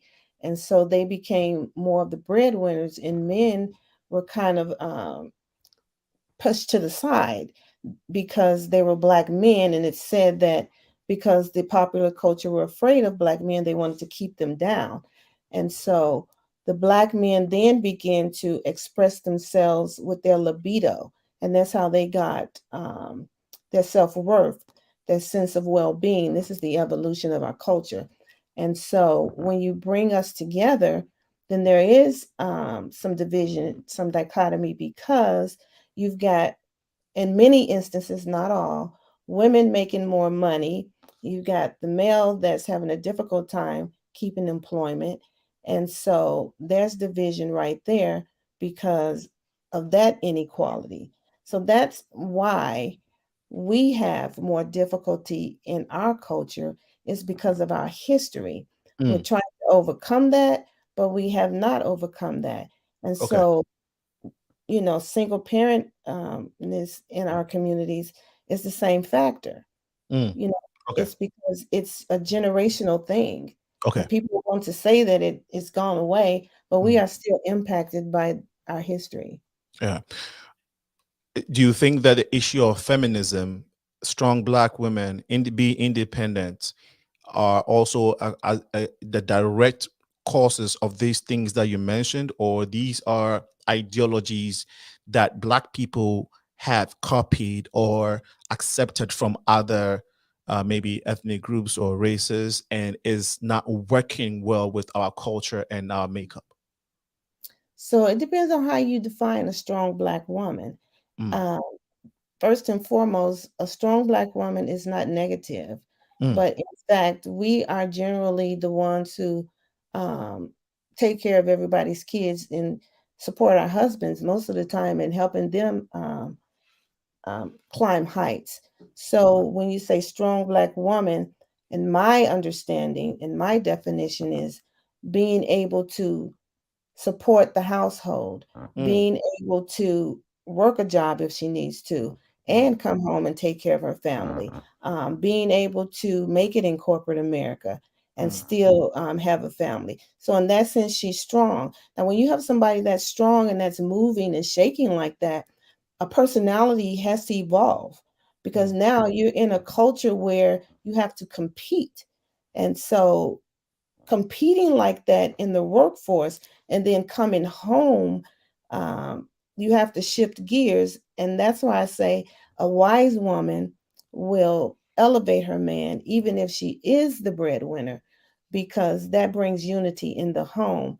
So a strong Black woman, we do get a negative stereotype. And many Black men do speak negatively about strong Black women, but many do praise their women, like Barack Obama. He has no problem with Michelle's strength. In fact, he praises her strength. Why? Because she compliments him, she supports him. And the same thing takes place in my household. My husband is a medical doctor.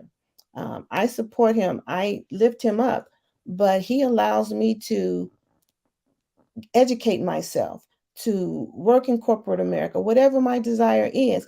And he doesn't see himself as inferior. So that is beautiful. That is beautiful. Again, I didn't mean to interrupt, but thank you so much for sharing your members because of time.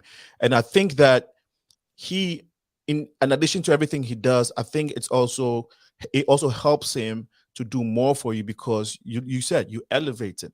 Even though you were beautiful, intelligent, you got your own thing going on. You give him that reverence, and you bring it all to him and make him know that he you know, he's the. Do you make him feel like he's the boss or he's the king? He's vital. Like he is my husband No, is my king. I'm saying, do you treat him like? Do you make him feel like he's a king? Absolutely. Okay. But and he treats me like I'm his queen. Too. That's up. That's what's up. Now I That's do want to say, I want to say this. I do want to say this. Yeah. Because I will run his bath water. I will rub his feet. I will rub his back, but he will rub my bath water. Okay, it's a winner. That's what I'm saying. I'm the queen. He's the king. I love that. Amen. Amen. I love that. I love that. And I'm not trying to be the king. I don't even want to be a king. I want to be a cute queen sitting over here. Seriously, thank you so much for sharing and giving a very great perspective to that strong Black woman, because you see, in our head, strong is everything we have, we know. We don't want to hear or see anything strong approaching us. If anything is strong approaching us, we want to meet it with defense. We're ready to defend and fight that strength, right?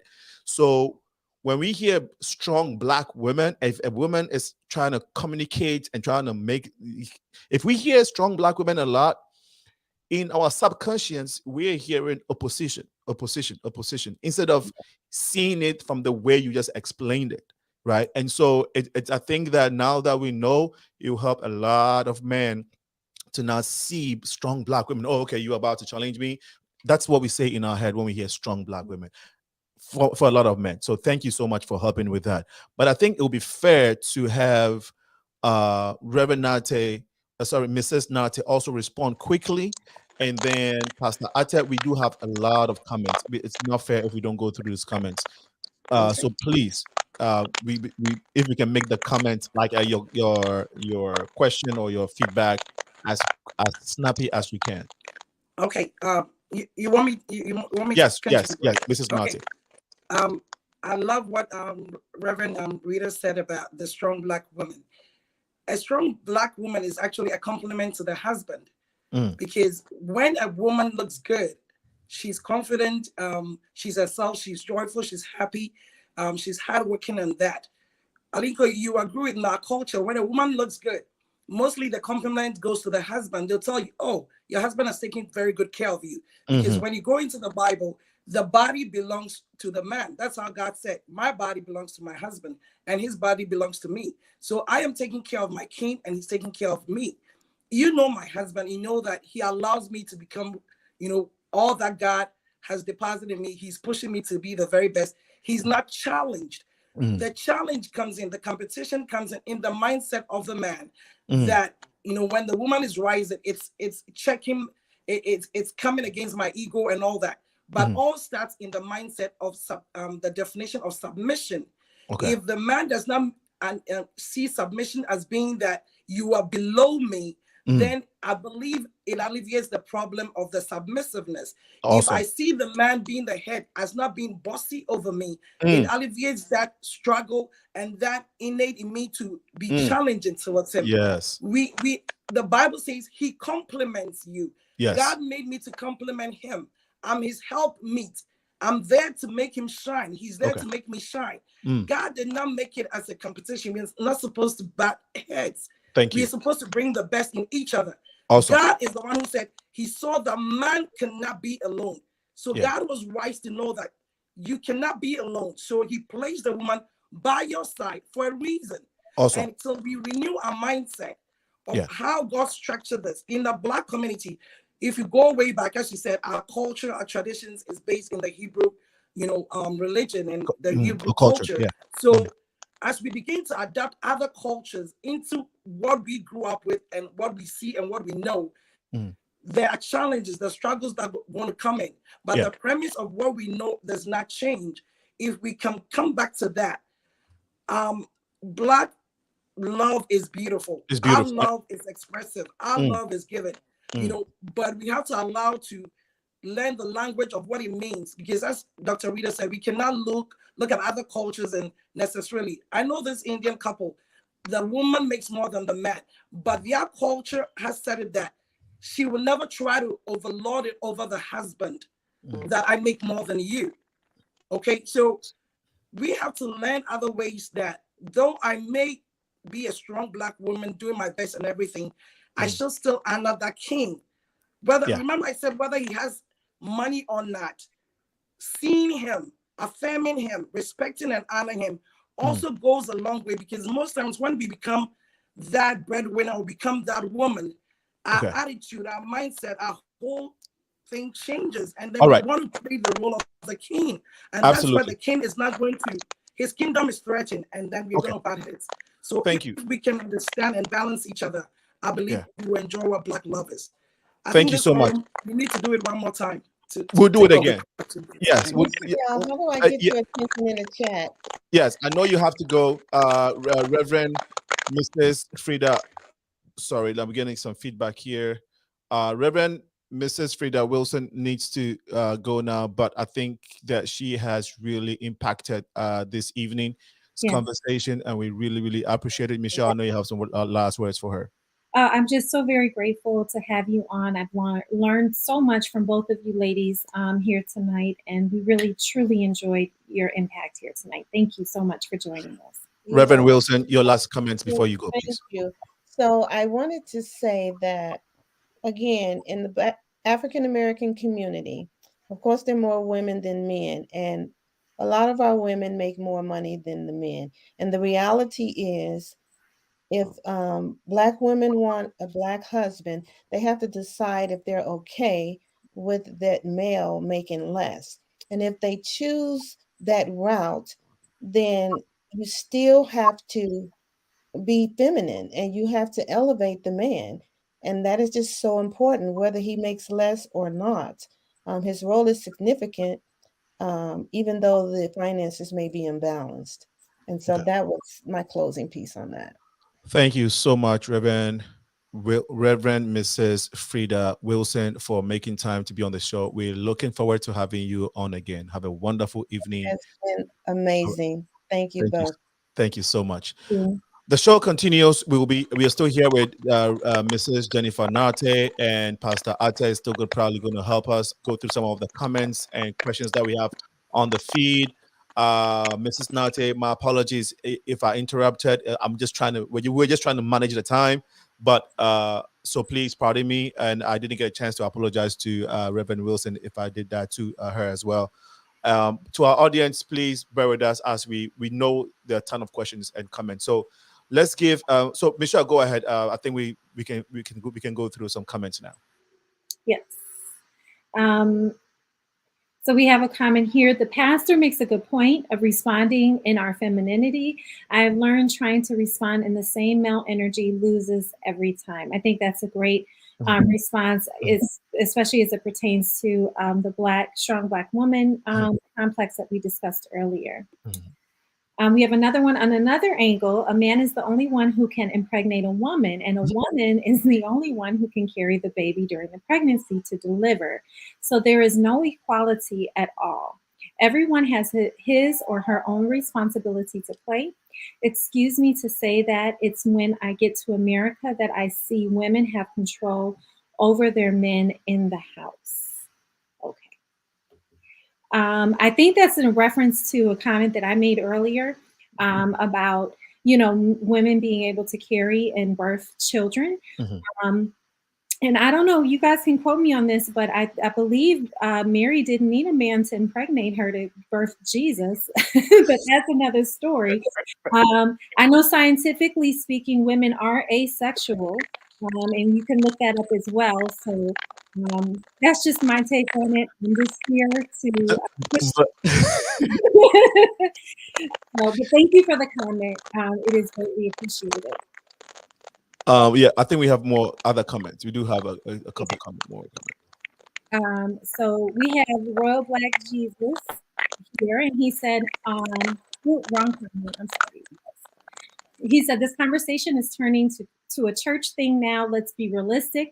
Man cannot do anything without the woman. God took his time to create a woman that makes women special.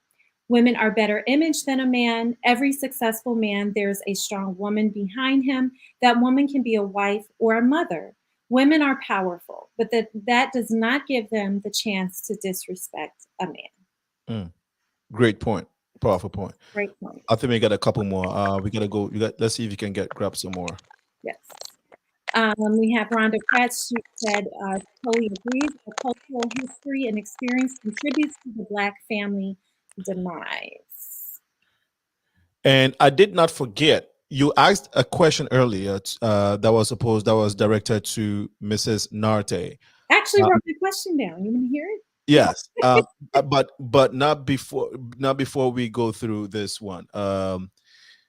We did. Oh no, I think we already did this. Now let's try. We want to acknowledge folks who have been on the feed. Joy, Ogbonaya Joy, love. Yes, love is patience. She says, "Great work, Senna. God bless you. Thank you so much." Ogbonaya Joy for always contributing and supporting. Rebecca says, yes, Rebecca, thank you so much for being on the show. Good show, brother. That's Real Black Jesus. This is from Tamara Pitts Butler. Nice. Thank you so much, Tamara, for being part of the conversation.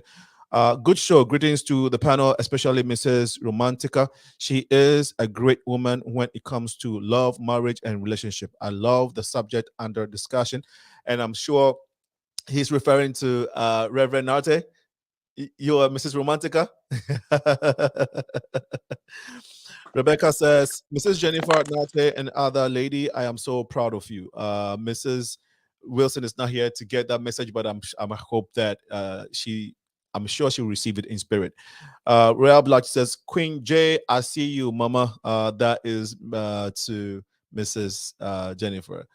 She said, well said, Mrs. Jennifer Narte. Pastor Ata, I know you are with us. Give us a few seconds. I would like to get your closing remarks on this. My question is, how do we advise some women who take suffering and abuses to be loved? I think we've gone through this, right, Michelle? Okay. Have we? Yes. Yes, okay. we did.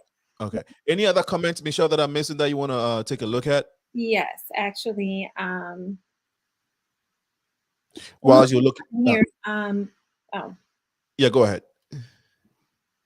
Okay, in the Bible, a woman is not supposed to be the breadwinner of the house. I understand if a woman is a single mother, she has to do it all. But if she has a husband, the husband has to be the breadwinner of the house. Great point, Francisca Moore. Thank you for being a contributor to the show. Can we say love is unconsciousness?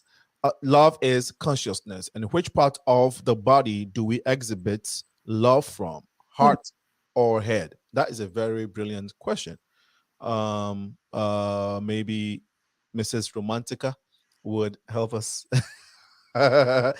Is being romantic same as exhibiting love? Wow, these great questions coming through, and we are almost done. I mean, time is up already. It's a minute past 8 p.m. You know what? Okay, so let's take this. Atta says, very educative. Jeanette says, hey, thanks for this. Thank you so much, Jeanette, for chiming in. Elliot, wow, Elliot. Freda. I think Reverend Freda was making some points that really got him. So he was like, Freda, you made my day. I'm sure that's what he meant. Selassie, thanks for your joining the show, Queen J. You say that again now. So, oh my God. Let's see this last one. Henry Narty says, until we all, and I mean men and women, direct our minds onto what the word says, we will miss the point. Respecting each other breeds caring, which eventually brings peace. Okay, we have had, in order not to keep Pastor Ate on the line, please give us your closing remarks. I know we've shared a lot, your closing remarks, so we can get back to our guest. Yeah, thank you very much for allowing me to even be over here. I really appreciate it. And two things I want to say first. I think what Mrs. Wilson and what my big sister, Mrs. Nate, said, beautiful. And I wish young women would be able to have that mindset. Another thing I want to say is, Auntie J, I grew up watching you on TV, so I've always admired you. Thank you very much for even doing what you do and continue to do what you do. Thank you, and God bless you. Now, getting to the question. What I would like to say is that what was said before is that before the 1960s, black, especially in America, black men and women were married at a very, very high rate. And it was actually for the purpose of survival. You had to be married to survive, because the kind of threats that were on you on a daily basis with Jim Crow and not having any resources and not having jobs, you had to collectively bring your resources together to raise a family. And that's how black people survived in this country. It was actually after the social welfare that kicked the man out of the house and made the woman the breadwinner that we actually started to have a lot of issues. And we don't see the degree of issues in Africa as we do in the African American community over here. What I really see is what these women were actually pointing out, that even if you are making more money, you still need to make your husband the head, because he is the head. And men don't operate well when they are not the head in the marriage. Like when they are subjugated and when they're put in a submissive role, it's like a lion that you've taken all their teeth out. He can no longer be a lion. So a man, in order for him to be in a position of leadership and actually to be at his best, he needs to be a leadership role in the marriage. And unfortunately, in the African American community, we don't see that too often, because a lot of women, young women today in their 20s and 30s, they want to be boss. So they take the boss nature in their work and in the environment, and they come and bring it home, and they still want to be a boss. But men don't operate well that way at all. Okay. I think what we really need to do is get back to really understanding the purpose of marriage. It is not just to love another person. It is to build, it is to propagate, to take dominion over our environment. As God gave Adam and Eve the mandate to go and multiply and populate the earth, this is how we are supposed to do it. Pastor, we got to go. Our time. Okay. As a team, as a couple, but we really need to join together. We cannot do anything apart. We have to be together to do it. Yes. That is what I'll say. Pastor, thank you so much, as always, your support to this show, and not just this show, but to the entire community, because what you're doing is changing mindsets. And even if some people don't agree, at least it gives a different perspective, and we really, really appreciate you. Thank you so much. Thank you for having me on. My pleasure. Okay, so a lot was said by the pastor and Reverend Freda Wilson, Reverend NARTEY. There's a question. No, there's a thank you so much, Henry NARTEY, and that is the boss of Mrs. Jennifer. That is Mrs. Jennifer's king. Okay. That is so Queen Jennifer NARTEY just spoke, and King NARTEY came on to compliment and to assure Queen NARTEY that he got her back. Thank you so much for your comment. Morningstar Day Care. I don't think a woman has to accept any abuse from anybody, because she's also the apple of God's eye. Absolutely right. No man. This abuse thing, we'll find a time and talk about abuse. And I think that is very prevalent. We need to talk about it. So yes, no man should abuse a man. If you're in a situation, I always tell myself, just walk away. Don't, because we can't over argue them. Just walk away. It helps. It helps. If you know yourself, and you know you can't control your fist, or you have this temperament that is, just difficult to control. Once you get in that argument and it's getting heated, as a man, just walk away for a long time. And please, our women, when he comes back, don't start that. Don't bring the fire back. Okay, just let him be. But we all have to find a way of learning and coexisting and understanding and loving each other. Michelle, okay, let's go back to that question that you had, and let's have Mrs. NARTEY respond to it quickly. Okay, if we have time. Well, we have like 2 minutes. Okay, I was just asking, do you think, to speak to abuse, do you think that the Black church helps to perpetuate or mitigate abuse in marriage between women, to encourage them to struggle in that area? If I have the question correctly, does the church allow that? Or because I think I remember you saying that we encourage them to stay in an abusive marriage and say pray and fast over it. I did not say that the church encourages that. Your opinion on that? If you do, you think that the church plays a role? Yeah, I think that's a very great. I think it's a great question, because I've heard a lot of women and men who have been advised to stay in a very abusive marriages. So, Mrs. NARTEY. So I don't believe that anybody in or out of the church should encourage anybody to stay in an abusive marriage, because that abuse could lead to death. It could lead to so many things. One thing we forget, and that's the point I want to really make, is that whilst you encourage that person to stay in that abusive marriage, they are creating a dynamics. They are shaping the image of their children, right? So it is not just the woman being that in the abusive marriage that is suffering. It has its repercussions on the children, if they do have any, that are coming up, and their mindset, their image of love, all that will be shaped, and there will be a generational reoccurring of that abuse. So the church has to take a second look to encourage a woman, because as you encourage her to stay in, what are you doing to help the man? You know, what counseling are you giving to the man to change from that abuse? What are the repercussions for that man who is being abusive? And many a times it comes back to the counseling right from the beginning. Many women compromise. There may be telltale signs in the beginning of relationships, whether physical abuse or emotional abuse or abusive words and language that is used towards you. These are signs of the person's character. Men don't necessarily become abusive overnight. It starts from a place. That is when you have to do the counseling, do the background, do all that, because that is, you know, where he's coming from. But most of these abuse comes when they are younger, right? Because when I'm shaped in that way, what I saw as love or being abusive to my mom, my father being abusive, has shaped my image of love. So when I grow up and I'm beating my wife, I remember when we were younger, they said when your boyfriend beats you, it means he loves you. Back way in Africa. I don't know who came up with that. So when your boyfriend beats you, oh, because he loves me. And that was a lie. So we found out it was a lie. So it has shaped the image and our mindset of love. So that woman may choose to stay because they may have that knowledge or mindset as well. So the church should take a second look at it.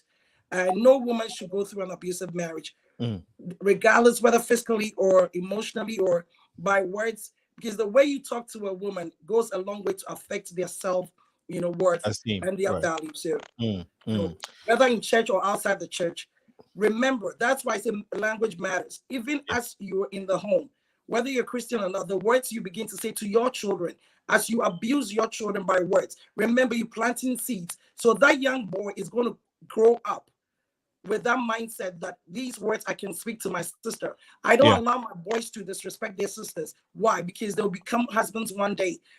I don't allow my children to call each other's names. Why? Because they are going to grow up, become husbands and wives one day. So it is not allowed to speak anyone how to anybody, because you grow up becoming that way. So let us watch how we as parents, even in our home, speak to one another and speak to our kids, because one day those becomes husbands and wives. Wow. That's the word. They will become husbands and wives. Wow. Yeah. Michelle, we gotta bring it to an end and continue another time. What do you got to say? I just want to go to this comment just to acknowledge, we did say earlier in the discussion that it did acknowledge that men are definitely also victims of abuse in marriage. So please, let's acknowledge that. The comment says, please let us not neglect the fact that men get abused in marriage too, both verbally and especially physically. We just don't talk about it. And when we do, we get laughed at. And that is absolutely true. I have had friends, close friends, and clients as well that have been victims of domestic violence. Anyone that knows me in Chicago, I am a big domestic violence advocate. I have been for some time, have done events to help advocate in this area. And I have personally tried to encourage men to share their story. But a lot, like you said, is the fear factor of being laughed at. When truthfully, it's a very, very serious matter, whether you're a male or female. It can be very dangerous. So thank you for bringing that to light to us again. Thank you. And I think that we are through this evening. The program is very educative. Thank you all. Thank you, Francisca, more for helping and making this show a success and to helping to impact. Powerful, sis Jen. Okay, so we have to bring this conversation to an end. Alingo, can I say a happy birthday to my girlfriend? Yes. I'll have you do that in a second. One thing that I wanted to read here is someone Some people prefer to send me text instead of calling, and I do understand. We didn't even get a chance to open the phone lines that much. So Johnny Woods, I'm going to read your comments in a little bit. But someone says the two heads monster thing got him a lot. Anything with two heads, it's a monster. And so we have to find a way of making one the head in a relationship or in the family. And I think that from everything that has been discussed so far, we got it. Hey, bro, in Africa, women are not women are not told to love a man. The culture teaches what they would get out of the relationship. In Africa, the only way a man expresses love is by giving materially. I am sure you agree with me. My brother, yes. Yeah, I do agree with you to some extent. Yes. I mean, I grew up in Africa. A lot of times, and we see it every time. Some women, some mothers who advise, hey, look, when you go there, make sure you are going to get something, and bring home. Mrs. NARTEY, this is true. I mean, to a large extent, right? I'm sorry. I think we have you. That was that a question to me? Well, it was a question. Somebody was telling me this, that man. It is the truth. It is the truth. Remember when I said earlier that? Yeah. I have this article that says boys don't cry, right? Yes. Boys don't cry is that from our culture way back, African culture, boys are not allowed to express their feelings. They are not allowed to cry, meaning you cannot speak. They'll tell you, no, boys, keep quiet. You can't show emotion. You can't do all that. All they were taught was that a man is just supposed to love by providing. As long as he's the provider. They don't teach them about emotional provision. They don't teach them about, being a provider more than the physical provision of taking care of the wife. So when we begin to teach them that taking care means in every area, in every aspect, I didn't even want to go to the part that they are not taught that, it is part of your job to make sure she is well pleased in the bedroom. Yes, yes, right. We don't teach them that. It's all part of taking care of her. So as long as he gave the chop money, that's it. We never saw our parents hold hands, hug or kiss or do all those things that we've learned from the foreign culture. So and we don't. And it's true that our women, typically are in a lot of cases. It's what you get from the marriage, and not necessarily go there and love it. Right. Exactly. So we are not taught to go give yourselves no, go with a mindset. All comes to the mindset, the motive of going in the marriage, the motive of being together with this man. I mean, so it comes to this day too. When we want to get in relationships of marriage, what is your motive of being with this man? Is it for emotional support? You being with him to see him, to love him as a human being, or what he gives or what he brings to the table? Because when we have those dynamics, that is when the two heads begin to bat, because I want to know what you bring and I want to know what you bring. Yeah. But we've stopped short of giving all of ourselves, to somebody and receiving all of them to ourselves. So wow, it is so true in African culture. You provide and that's it. As long as I'm taking care of you, I don't care whether you're happy or not. That should be enough. But that is not right. That's not right. That's not right. That's not right.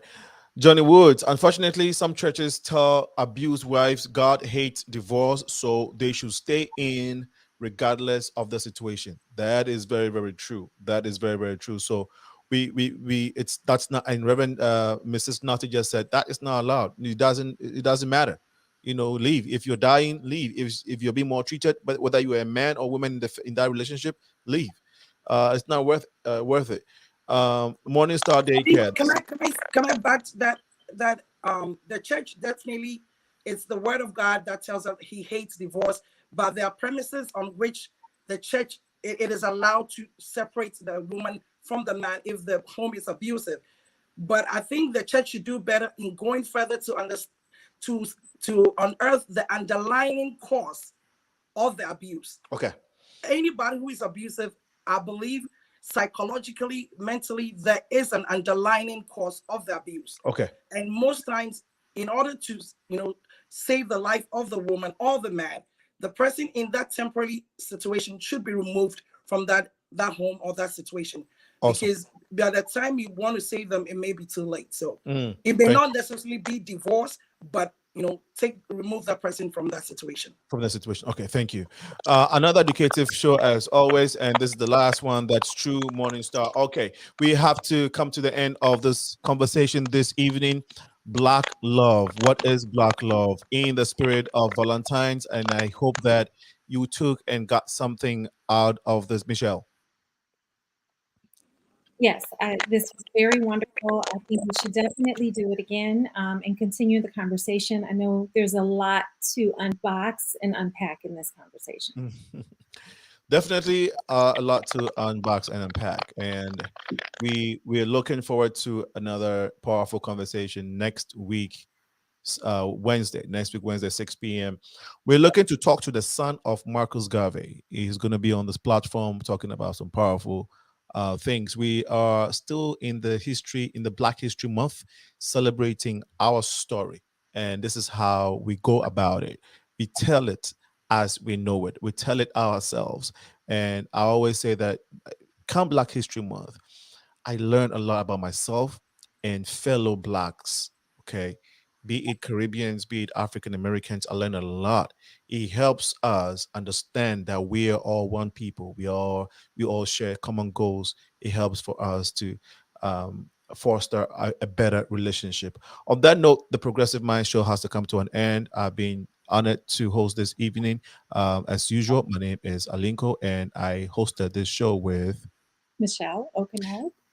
Awesome. And we are looking forward to seeing you guys next week. Remember, to whom much is given, much is required. Reverend NARTEY, I know you wanted to say, I almost forgot. You said you had a word for your friend. Go ahead. Yes, I just wanted to give a lovely happy birthday to my girlfriend and my rival, as I call her, Mrs. Nana Sapon Jambra.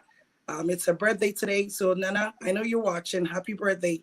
And to all Christian Faith Church members, I hope you enjoyed the show. God bless you and all the glorious women ministry. I love you all. To my king, I honor you, my husband. I appreciate you always. God bless. Wow. Okay. Look, the way you do this thing now, I'm praying now, God give me somebody who was. No, I'm just joking. No, the two of you make love and marriage sound very good and inspiring and motivating, right? For those who are not yet in, if you hear this woman speak, I think it should motivate you, both men and women. All right, and I hope that that's what you got from this conversation. Let's keep it going. People just now coming in, all these comments. We're sorry if we're not able to read your comment. But Benaba, thanks for joining the show. Again, remember, to whom much is given, much is required. Next week, Wednesday, 6 p.m., we shall be here with a very powerful conversation. The exchange ceremony is coming. Watch this space for updates and information regarding the exchange ceremony coming up in June. Awesome program coming up. Michelle, any last comments from you? Not at this time. I will see you all next week. Mrs. Jennifer NARTEY, it's been great having you, and Reverend Wilson, wherever you are. God bless you. God bless all our audience and everyone who contributed to this show. Have a wonderful evening. Bye-bye.